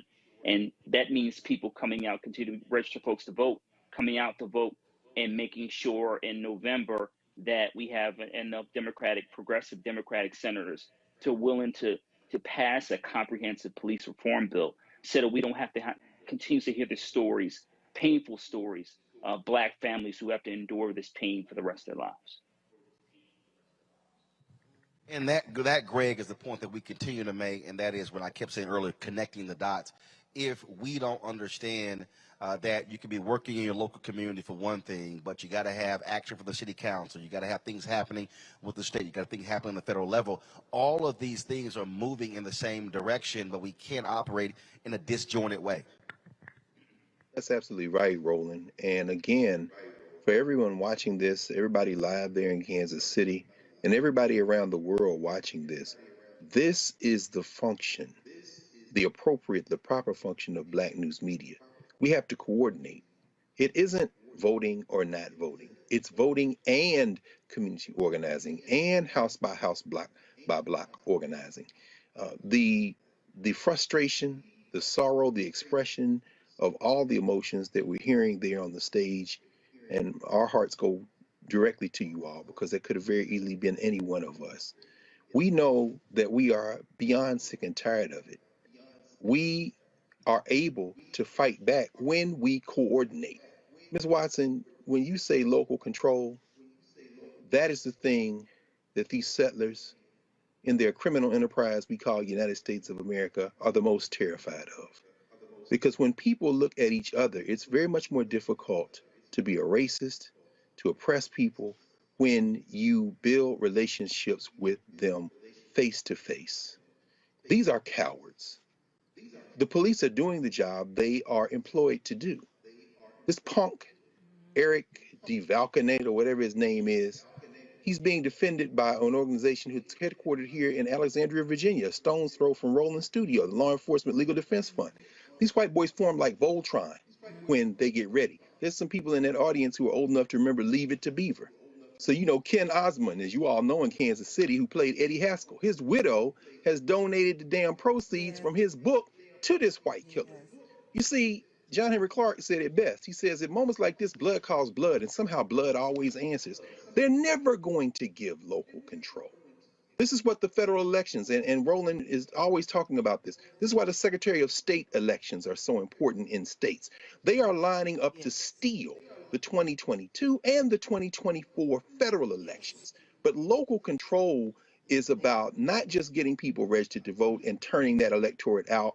It's about meeting face to face, person to person, and building the type of relationships where you can turn out 10, 20, 30, 40, 50,000 people, not only to vote, but to boycott. Not only to boycott, but to say we are going to take out anyone who does not support our common humanity. And again, I'll end where I started a second ago. That becomes so much more possible. And we are encouraged so much more in our local efforts when we can connect to the other local efforts. And that is why Black media is so important, because it allows us now to say, it isn't just me in Kansas City. It isn't just me in Oakland or Nashville. It isn't just me in Boston or Los Angeles. I see people around the country doing the same thing, and we have been shown by our open enemies. When we connect, we win. To each one of you, and we've seen mothers of the movement. I've talked to John Crawford III. I've talked to Tracy Martin, so many others. When it comes to this election next year, are you willing to be the face? What are you willing to do to get these changes? Because what I've always learned is that those people who have been directly affected by police violence are really the most effective voices to get other people to get off their butts and actually do something. And so what, from your perspective, what are you willing to do? What do you want to do when it comes to making these changes with the election happening next year? Well, I'm willing to do whatever necessary. Whichever group that I could get with, they need my assistance to go out and speak, anything in that regard. Because, see, what happened with Cameron, they admitted it through the trial that it was a violation of his rights. So they don't, you know what I mean? And no de-escalation. You can have me talk about anything. Retrain the police, let them be drug tested if they done been out there and used their firearm. That 48-hour stop, without reporting. Come on, we got to change that. And whatever's necessary for me to do, I'm willing to do it, because what they did was wrong. And the culture, the young lady spoke about the culture, was so deep that they knew they was going to be covered by the police chief, even the police chief. Before the trial went on, got up and said, the bad guy dead. You know what I mean? Stuff like that. So that culture's real deep. And you keep telling me about all officers not bad. Well, where the good ones? Where they at? Why they don't stand up? You understand what I'm saying? Yeah. Well, what I do when I get upset, I write. I just wrote to President Biden a couple of days ago, and I did get a response. Not only do I write the Progressive Caucus, the Black Congressional Caucus, and I contact my representatives, and I just let them know. As a matter of fact, I just sent out some emails today.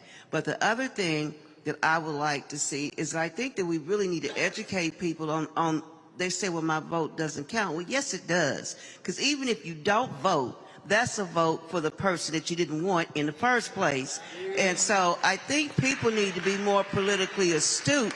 And also, too, you can get a sample ballot prior to the election and see who's on there, and you need to do your research on that person. And to Gwen's point, just because they're black doesn't make it right. So I want the best person representing me. Now, I did work some campaigns for Obama. I didn't do anything for Biden because I really couldn't get around like I wanted to, but I have done phone banking as well. So, and I will continue to do that, and I will get with whatever organization, that needs me to, I have to sit down, y'all. Yeah, I'll do the data entry, so, I'll do my part to help. I think that I would just piggyback off of my husband and yourself, get with the organization, see where I can be useful, and do whatever it is needed to, help out with the next election. All right, then. Well, let me thank all of you for sharing your stories with us. It is never easy to do so when you've lost a loved one, but we certainly appreciate you doing so, and hopefully this will move some folks to action and galvanize them to make some changes in this city with the election next year. Thanks so much. Thank you. Thank you. We're going to go to a break. We'll be back with our final segment. You're watching Roland Martin Unfiltered, broadcasting live from Kansas City, Missouri, right here on the Black Star Network.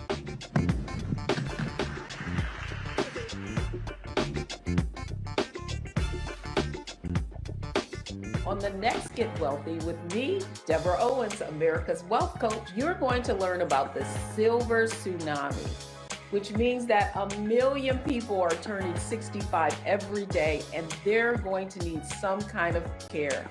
You're going to meet two sisters whose situation with their own family led them to start a business in this industry, and now they're showing others. This is our passion, our mission, our purpose, our ministry. That's right here on Get Wealthy, only on Black Star Network.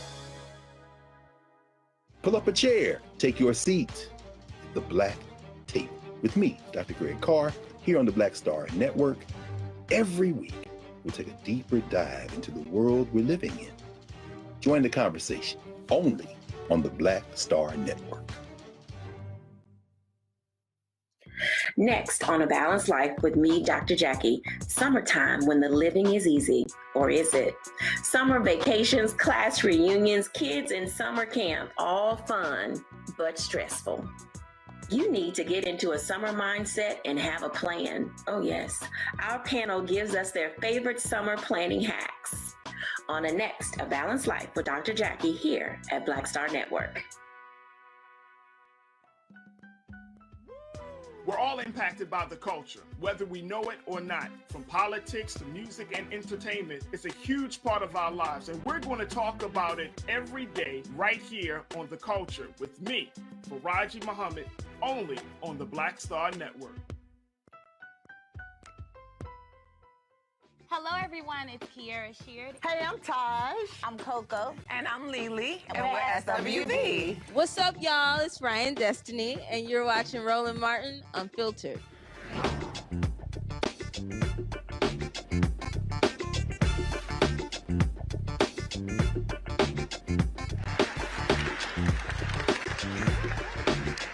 All right, folks, welcome back. This is our final segment here in Kansas City, where we're talking about black and blue, dealing with discrimination, racism, and police brutality in the Kansas City Police Department. I want to start our final segment talking to Glenn Rice. He was one of the staff writers with the Kansas City Star, who actually wrote that piece that when we first talked about this on April 18th, Glenn and I go back 30 plus years, National Association of Black Journalists. He plays at a little youth group. He couldn't be an alpha, so he had no choice but to become an omega. Sorry, I mean, so trust me, we've had a few step-offs. He ain't won one yet, and I ain't gonna make you hop out here, because I got bad knees. So you got bad knees? And I'm almost 60. My knees still work. See, that's how alphas roll, see? See what happened? Alphas got good knees. All right. Glenn, I asked this question to book authors. I always ask them what was their wow moment when they were researching or writing their book. When y'all were reporting in this investigation, what was the wow moment for you as a reporter with all these different stories that you were hearing from these police officers inside? It would have to been Herb Robinson. That was the detective that was driving to an off-duty job in his uniform. He's pulled over by his colleagues. And not only... He was in uniform. He was in his uniform, driving an unmarked police car. It was registered to the police department, to the Board of Police Commissioners, and he was not disobeying any traffic violations. When he changed lanes, he put his blinker on, and he drove the speed limit. In fact, he was driving down Blue Ridge near Snybar. For those, that's the eastern part of Kansas City. It goes into Raytown, and the two officers, they were in the right turn lane. They saw the car, switched lanes before the lights changed, and proceeded through the intersection, followed him for about a mile, and then they pulled him over. And when he stepped out with his uniform on, and they were shocked.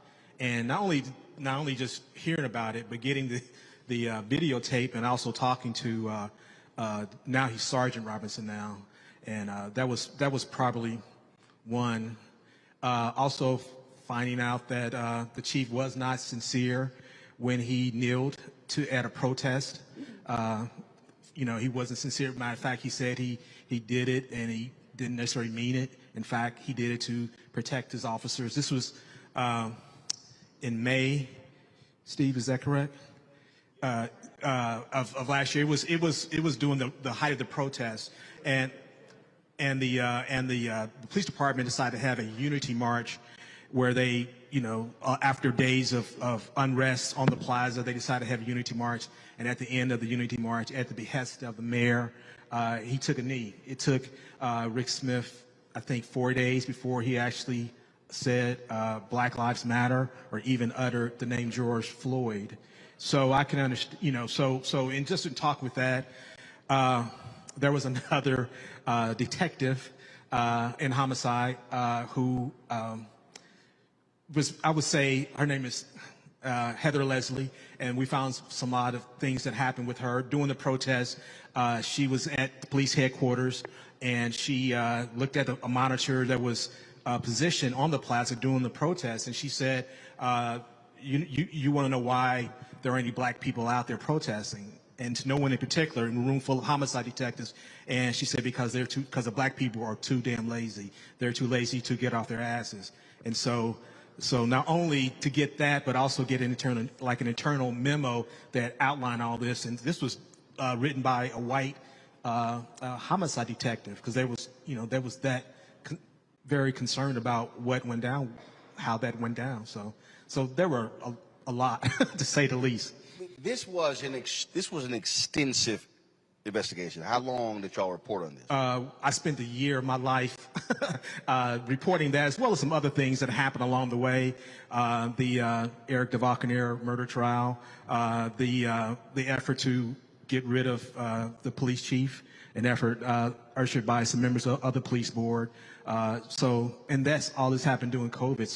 So we got extensive records, settlements, internal documents, lawsuits, legal documents, talked with a lot of black officers, both on the record and off the record, some who have left the department, some still remain with the department. So it was quite an extensive effort. And was it also surprising to you and the other reporters, with all of this reporting, all the things y'all laid out, that the head of the board, President Tolbert, wouldn't even comment, wouldn't even talk? Yes, that was quite surprising. And I went to him on numerous occasions, in person, text, called, went to police board meetings. Matter of fact, I reached out to all of the members of the police board and talked to them like, you guys need to comment about this issue. I mean, you've got officers talking about rampant discrimination in the department, and none of them would comment. No. The mayor did. We met with him. We actually showed him the video of Herb Robinson, and he talked about that. We also showed him some of our other findings and so forth. So no. So aside from the mayor, no other police board member talked about our findings. I spoke with Kathy Dean early in the process about recruiting and retaining black officers, but when it came time to us to actually get ready to publish, went back to them again, emailed them, went to them in person and asked them to comment, and they collectively said no. Wow. Gwendolyn, one of the things that I often talk about, I spend lots of time studying the Black freedom movement, others call it civil rights movement.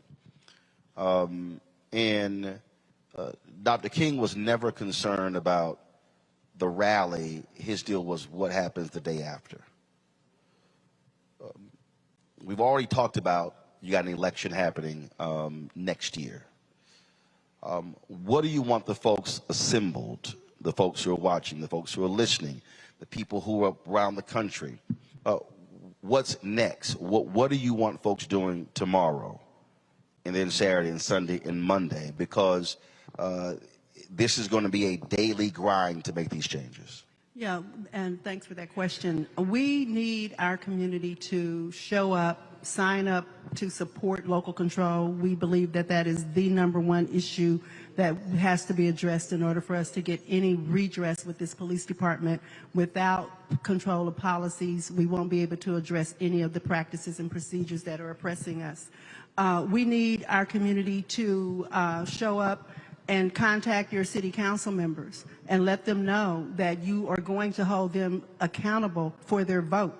I see one of them in the audience today who voted for that ordinance against our pleadings. And we got to stop allowing our elected officials they voted to give the police more money. When we were saying, don't do it, they voted to give the police more money. We've got to hold our elected officials. You said the council members here? There are council members here. I probably shouldn't have called them out, but No, I know. First of all, hold up. To me, no. Hold up. This is real basic for me. I would just like to know why. Well, yeah, that would be a good question to ask, because we made our points. We bought the case. Oh no, hold on. That the vote we wanted from that council member would have gotten that ordinance out of committee. Hold on. So, if there's a council member here, seriously, I would love to hear. Sure, come on up. I would love to hear why.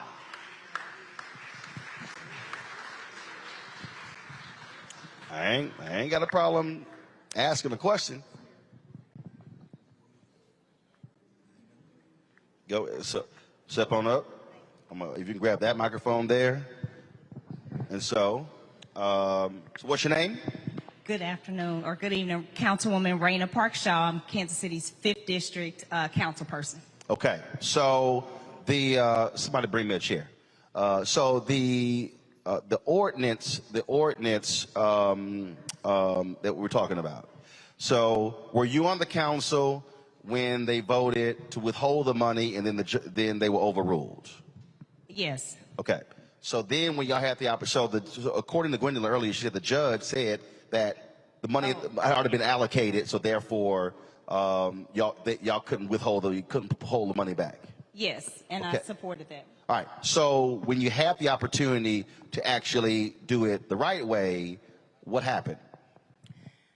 So ultimately what happened was, you know, I found out after the fact that there were some meetings that had occurred, some strategy meetings that occurred prior to the vote that I wasn't privy to, wasn't aware of. But strategy meetings in turn with key elected officials, with I'll just say it, I'm gonna be transparent, with the mayor to talk about you know, to talk about the proposal. And I missed the first part. I was late coming in because I had another event, so I don't know exactly what was said earlier today before I walked in. What was said was that the city council voted to hold back funds. Then the board sued. The judge ruled against the city, but the judge did say that because the city had already allocated the money, they couldn't pull the money back. Right. The judge did say that if the city council chose to make a decision before budget allocation, that would be allowed. Correct. Yes. And so when it came down to it, the budget that was presented had $6.5 million allocated or put in for 911 operators that was in the funds that it was recommended to be put in a special fund or taken to, so that the council could then have more authority over those dollars. So I received a call 24 hours before that saying, we want you to support this, we want you to vote for this. Well, I know that we need 911 operators. I know that definitely I agree we need to have reform in our police department. I know that there are bad actors, and I agree with that. But I felt that it was too much to, at the last minute, that I didn't have information to say I'm going to vote to move all of this money aside, because I understand we need 911 operators, and the 911 operators budget was sitting there. As a council member, could you have pursued delaying the vote? Could I have pursued delaying the vote? Delaying the vote. So we couldn't delay it any further because we needed to, by charter, we needed to approve the budget, and it had already been delayed, and so we weren't able to really delay that. Otherwise, we would be with that, you know, we would be outside of the charter that we have. Okay. So ultimately, when it came down to it, you know, the vote that I took was to create a separate fund, but it wasn't what the Urban League wanted, or what the community members that called me, it wasn't what they wanted me to do. But honestly, I felt that it was too much to put at risk because there was $6.5 million set up, and that wasn't just about KCPD. So what I did try to do, because I was notified in the last 24 hours, was to try to see if we could move that $6.5 million so that then the 911 operators would still be whole. Right. Because we need that. Our community needs that. And so, but they weren't able to do that. You know, the other council member that was kind of working on it tried, that we weren't able to make that happen. So, Gwendolyn, you obviously been shaking your head. So I want you to respond.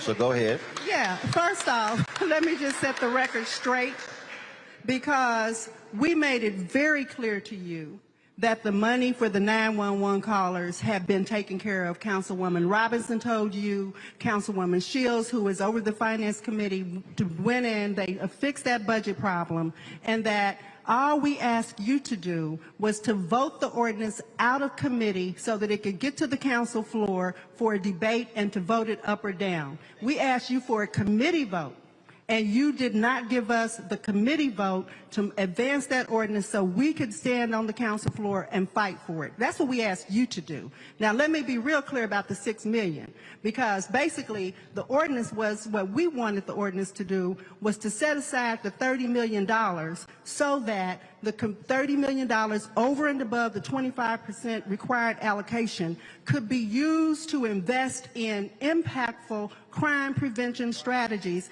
or for whatever the city council would have control over the $30 million, as opposed to giving it to the Board of Police Commissioners, which would have been in alignment with what you voted for the year before. So to muddle it all down into $6 million weed stuff, that was not what we were talking about that day. And that's what we asked you to do, Councilwoman. Just get it out of committee. And you gave us a whole lot of mamby-pamby responses to our requests, and then went down there and did not vote with the people. That's what really happened, y'all. And Ryan was there, all of us. So I'll allow the Councilwoman to respond. Go ahead. I disagree, but you know, I am here because I care about our community, because I want to see reform. I agree with local control. I agree that we need to reform our police department. I felt with the information that I had in that moment that it would have been, could potentially been more detrimental to our community. I'm willing to come, which is why I'm here, to work on a strategy so that we can have the accountability that we all want, desire, and deserve. So I have a couple questions. Sure. So one, are you up for re-election next year? Yes. Are you running again? Yes. Will you commit to support the effort for complete local control of the police department? Yeah, I support that, but we need our people to come out. No. Wait, hold up. Hold up. I ain't done. So, will you be a part of this coalition to persuade other council members, and also to achieve that 40,000 number, to get 40,000 people in the city to back this, so when they come vote next year, that will be a significant voting block to make this city council move? Yes. Okay. The other question, more important than that for you, is in the next budget cycle, will you vote with the people to exercise control of the purse and not keep giving the police department money, throwing good money after bad? Will you do that? Okay, she'll answer. So what I will commit to is working with you and the organizations and the community to come up with a strategy. I feel like it's unrealistic and unfair that you call me at the last minute to say we want you to do this, but I don't have any information about any strategy other than we want this, we want to pull those dollars. And I felt like it was too detrimental to our community. I was not going to have the potential of 911 operators not being available. We already don't get enough service in our community. We already don't have enough. So I commit to continue to sit and work, if you will have me, if you want to do that, to work on a strategy to do that. That's what I commit to. So hold up. So hold on. So when is the next, in terms of council voting on the next cycle? When is that? In April and March of 2023. Okay, before cool. the next election. All right, so here's the deal. What took place in the past has actually happened. So now it's, okay, what happens next? See, I don't waste time on what happened last time. My whole deal is what happens over the next year. That has to happen. So now, and we got about 10 minutes, and because again, I want to go back to it. And so, Ryan, I want to start with you here. We're talking about, again, this coalition. What do you want to see happen? What needs to happen to make sure that your legacy groups are fully listening to and respecting grassroots groups, community groups, so folks are working in partnership? Absolutely. I think, to me, we had that coalition letter, that open letter that we sent to Mayor Lucas. When was that? that was maybe, would you say 2 months ago? Okay, got Right it. after the vote, it was in March. Okay, 2 months ago. So, yep, probably about 2 months ago, I would say. And to me, that very clearly articulated what the community wanted. So it's very difficult for me, Councilwoman, I will have to say, it's very difficult for me to sit here and hear that what the community wanted was unclear or that we hadn't made our demands very clear. And I feel like we all came together. We had been strategizing. We had numerous strategy meetings. I think we had numerous strategy meetings. And so to me, I'm just saying, I mean, we made those very public. I think that the strategy was taking place. So that's just on that end. On what I personally and with people who I organize with, I have a black media organization called the Kansas City Defender. Everybody, I gotta plug my organization real quick, because I think that white media outlets in our city are not only complicit, I think that they're co-conspirators. I think they're co-conspirators whenever black people are murdered in our city. White media outlets are co-conspirators in the murders of our people. And so I think it's absolutely necessary that we have black media outlets that are able to change the narrative. And so for me personally, what I can work on and what I have been working on with people who I organize with, what we are working on is starting to change the narrative.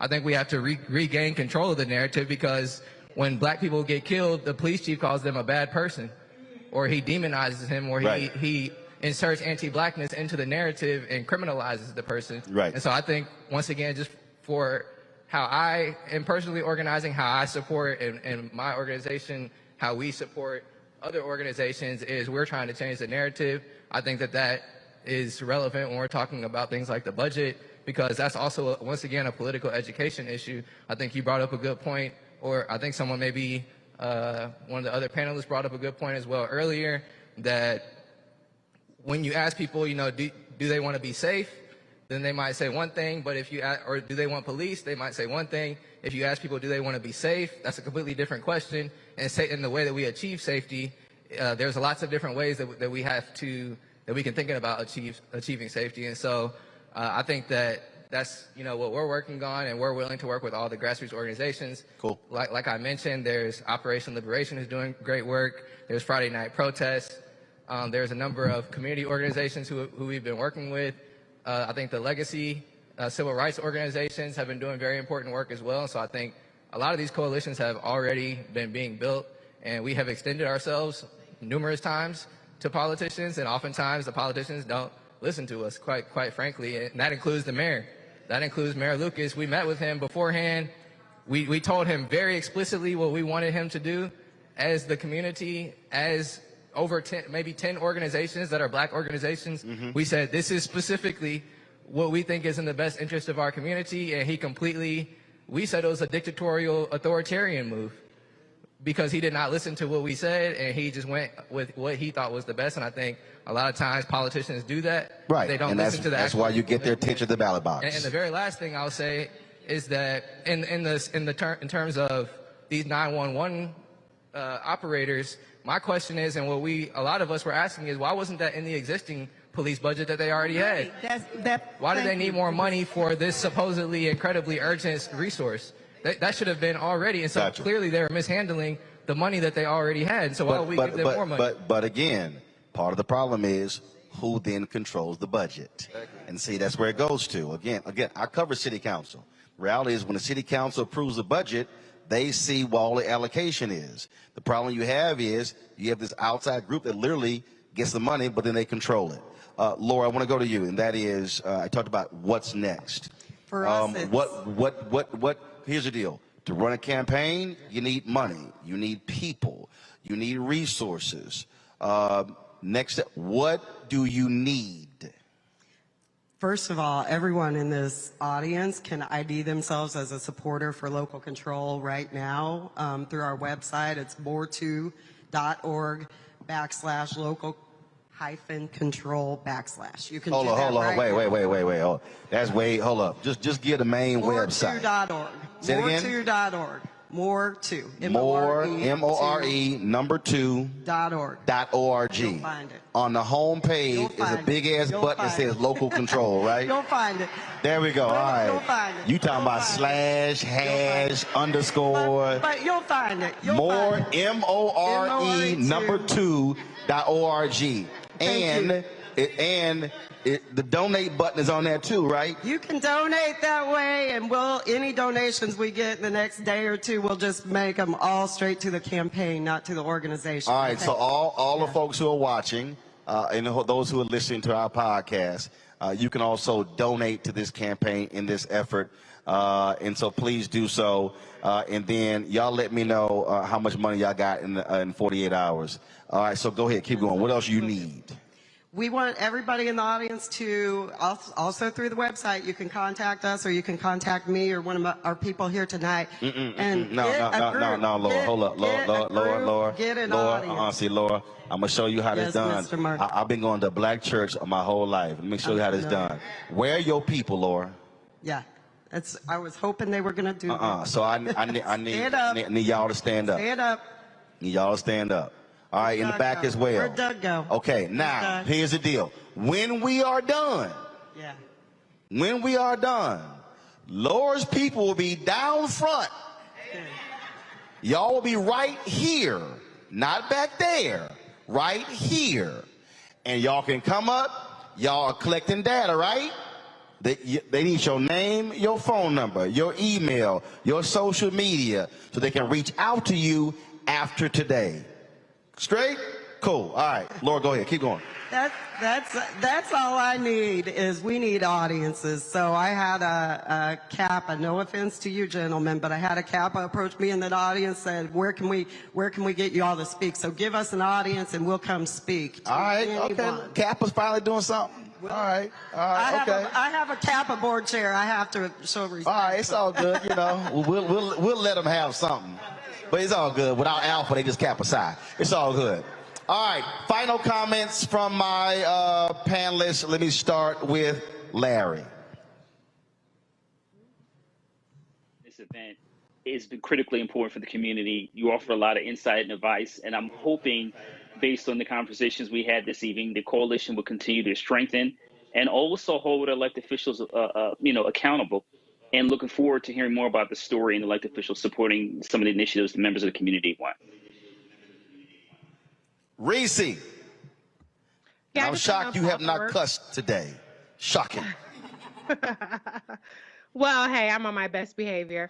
I just want to say I just think it's a wonderful display of democracy and civic engagement between the panelists, the audience, and the councilwoman who went up there and, her feet were held to the fire. But I think it involves everybody being involved and being accountable and pushing back and collaborating, because I think ultimately everyone wants the same thing, which is local control and police reform. So best of luck to you all and moving forward with this. Greg, and I was going to do it, but I want you to incorporate what Stokely Carmichael, Kwame Ture said, that about change has never happened because of one person. It's always happened through organization. Go ahead, Greg.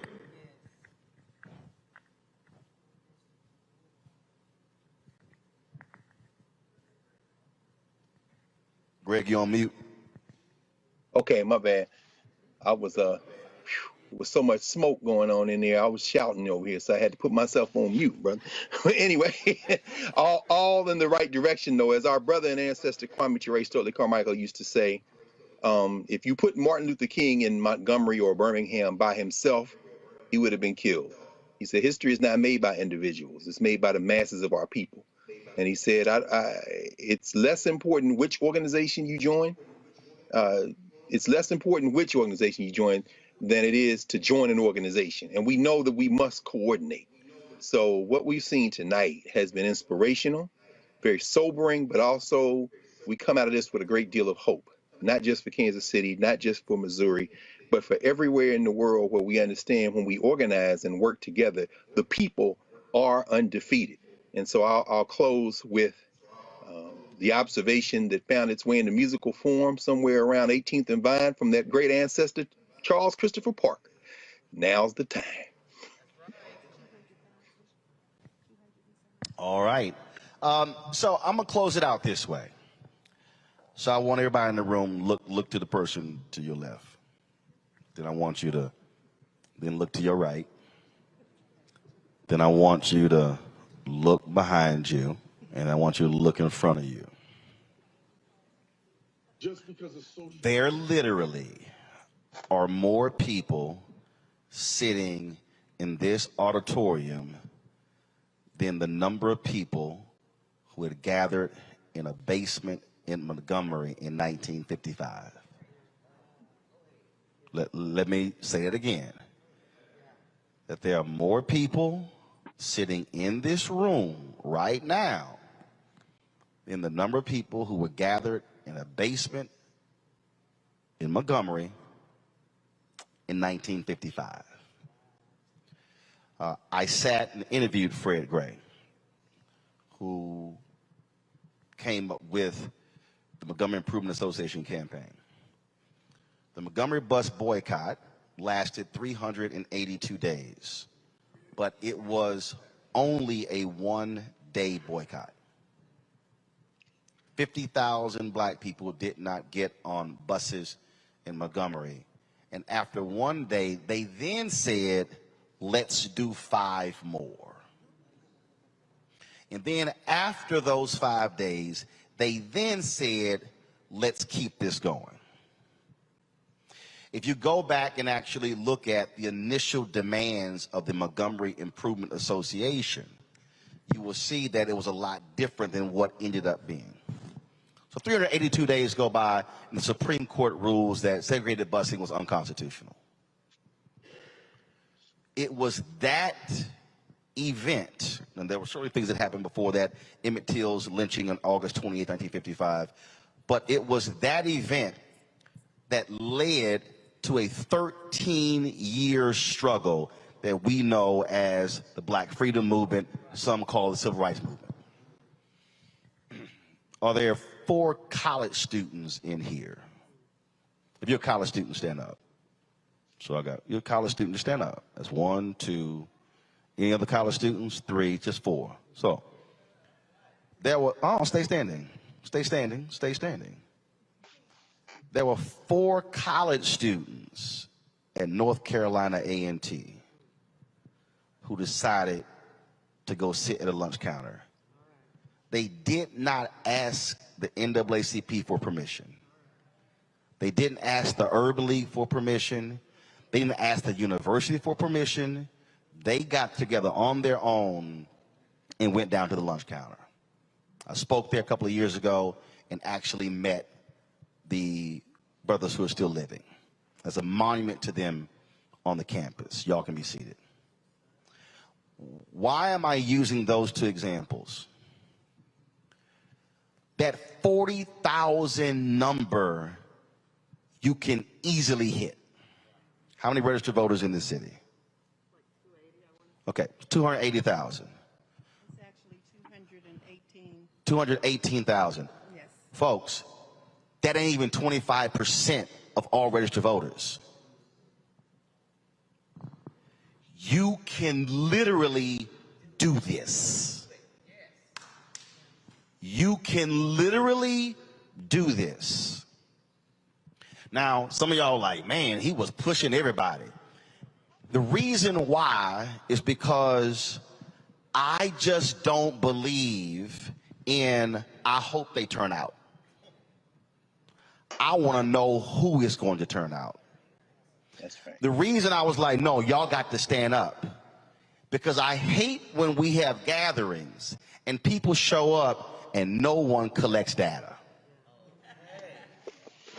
You ain't know who the, if you showing up tonight says you care about the very issue, which means someone should be collecting the data of every single person here, so you get a phone call or a text or an email tomorrow and you're already inputted in the database, so you can now start receiving text alerts or email alerts about the next thing to achieve the goal of changing the system.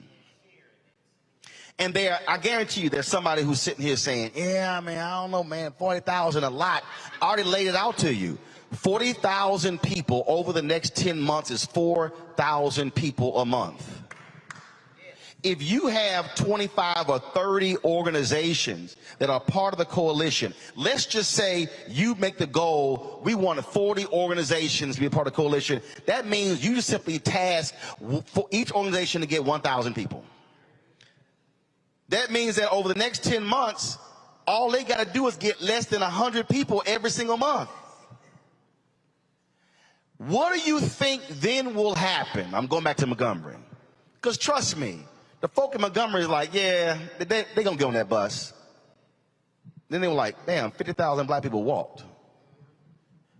But the beauty of that wasn't that shocked the white establishment. It actually shocked black leadership. Because they actually saw what unity looks like. And then when they did it for 5 days, they were like, yo, what happened?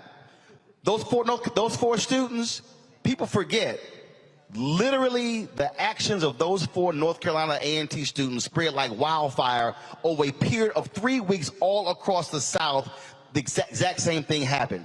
There was no Google, there was no Twitter, there was no Instagram, there was no TikTok, no Snapchat, no Facebook. It spread like wildfire. So I want you to visualize this. If you hit the 40,000 and you then elect at least 7 city council members that support your position, you now control the council. But you just don't control the council on this initiative. You control the council on every initiative. And those 7 gotta listen to the 40 because y'all put them in office. And you can tell them about that Cosby Show episode, I brought you in this world, I take you out. You can look at one of those people and say, we put you in office, we can take you out. Now you begin to say, wait a minute, hold up. Bond initiative, who gets the contracts? Now, housing, we got the 7 votes. Now, reimagining public safety, we got the 7 votes. So literally, 40,000 people, organized and mobilized, can elect 7 of the 12 council members, and now all of a sudden, you control the city council. And if the mayor don't act right, he gets replaced. If there are incumbents who don't act right, they get replaced. Force them to make the commitments. Now, imagine what happens after April. Now imagine what St. Louis then sees what's happening in Kansas City. Now what happens when other cities that are around Kansas City, what happens? Just like Montgomery completely altered American history and world history, you deciding to mobilize and organize to hit the 40,000 could literally lead to the same dramatic shift in this city, in this state, in this country. There's been no movement in the history of the world that ever started with a mass consensus. It all started because one person simply said, I got an idea. And then they told somebody. They told somebody else. They told somebody else. If you decide to do this, I should come back here a year from now for a victory party.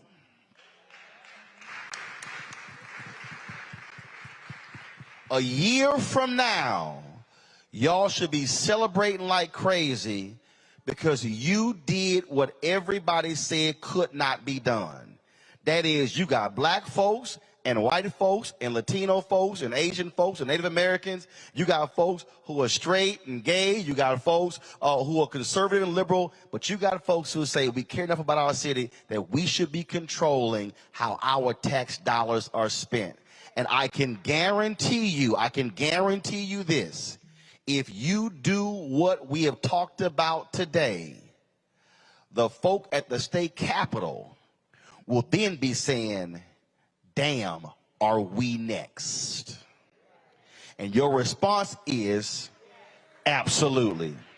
Again, folks, thank you so very much to our panel. Thank you for all of y'all for being here. Thanks for everybody who are watching. If y'all want to support, again, more2.org. Give the Urban League's website. In a microphone, baby. ULKC.org. ULKC.org. I'm going to be checking back with y'all on that 40,000. I want to see where we going on that. And so, again, create the memes, push the videos out. I got 3.7 million social media followers, so y'all send to me, and I'll send it out as well. I ain't even going to charge you. But, again, let's make this thing happen. Kansas City, thank you so very much. I'm familiar with this. My late grandmother and my great-grandmother lived here. I hit my Uncle Marvin. He said he was going to swing by. So I have family who lived here in Kansas City. My Aunt Bobby Ladd, who passed away a couple of years ago from pancreatic cancer. They all lived here. And so, trust me, this is not the first time I've been here.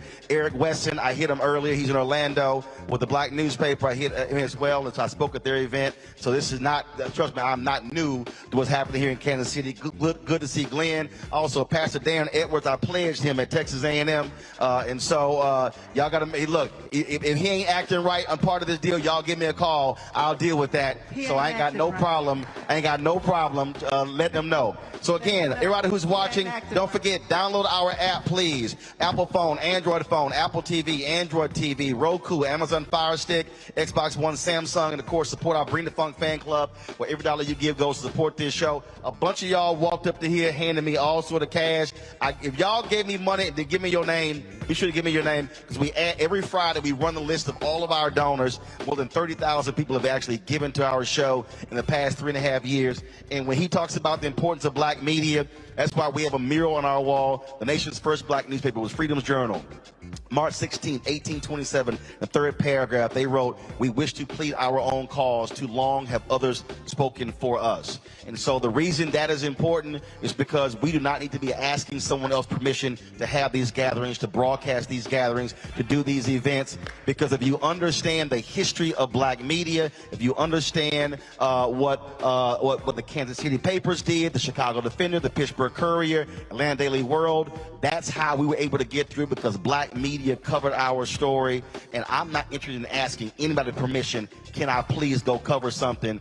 That's why I said I choose to own. And so when people say, man, I wish you go back to CNN or MSNBC, no, if I can't own it, I'm not interested. And so that's why we do what we do. So folks, Cash App, $RM Unfiltered, PayPal is R Martin Unfiltered, Venmo is RM Unfiltered, Zelle is Roland at RolandSMartin.com, Roland at RolandMartinUnfiltered.com. To our panel, Larry, Greg, and Reese, I certainly appreciate it as well. We normally have a lot more time to talk, but I'm glad y'all were here with us as well. And so thank you so very much. More2.org, y'all come on, come down here, come on. Come on, have your pass and everything ready down here. Everybody here, don't run out of here. Sign up, give them your information. But again, the movement starts now. Don't make this a moment, actually make it a movement. And trust me, when you throw them out of office, they're going to be like, damn, why did we piss them off? That's why you got to hit that 40,000. Thanks a bunch. Holla!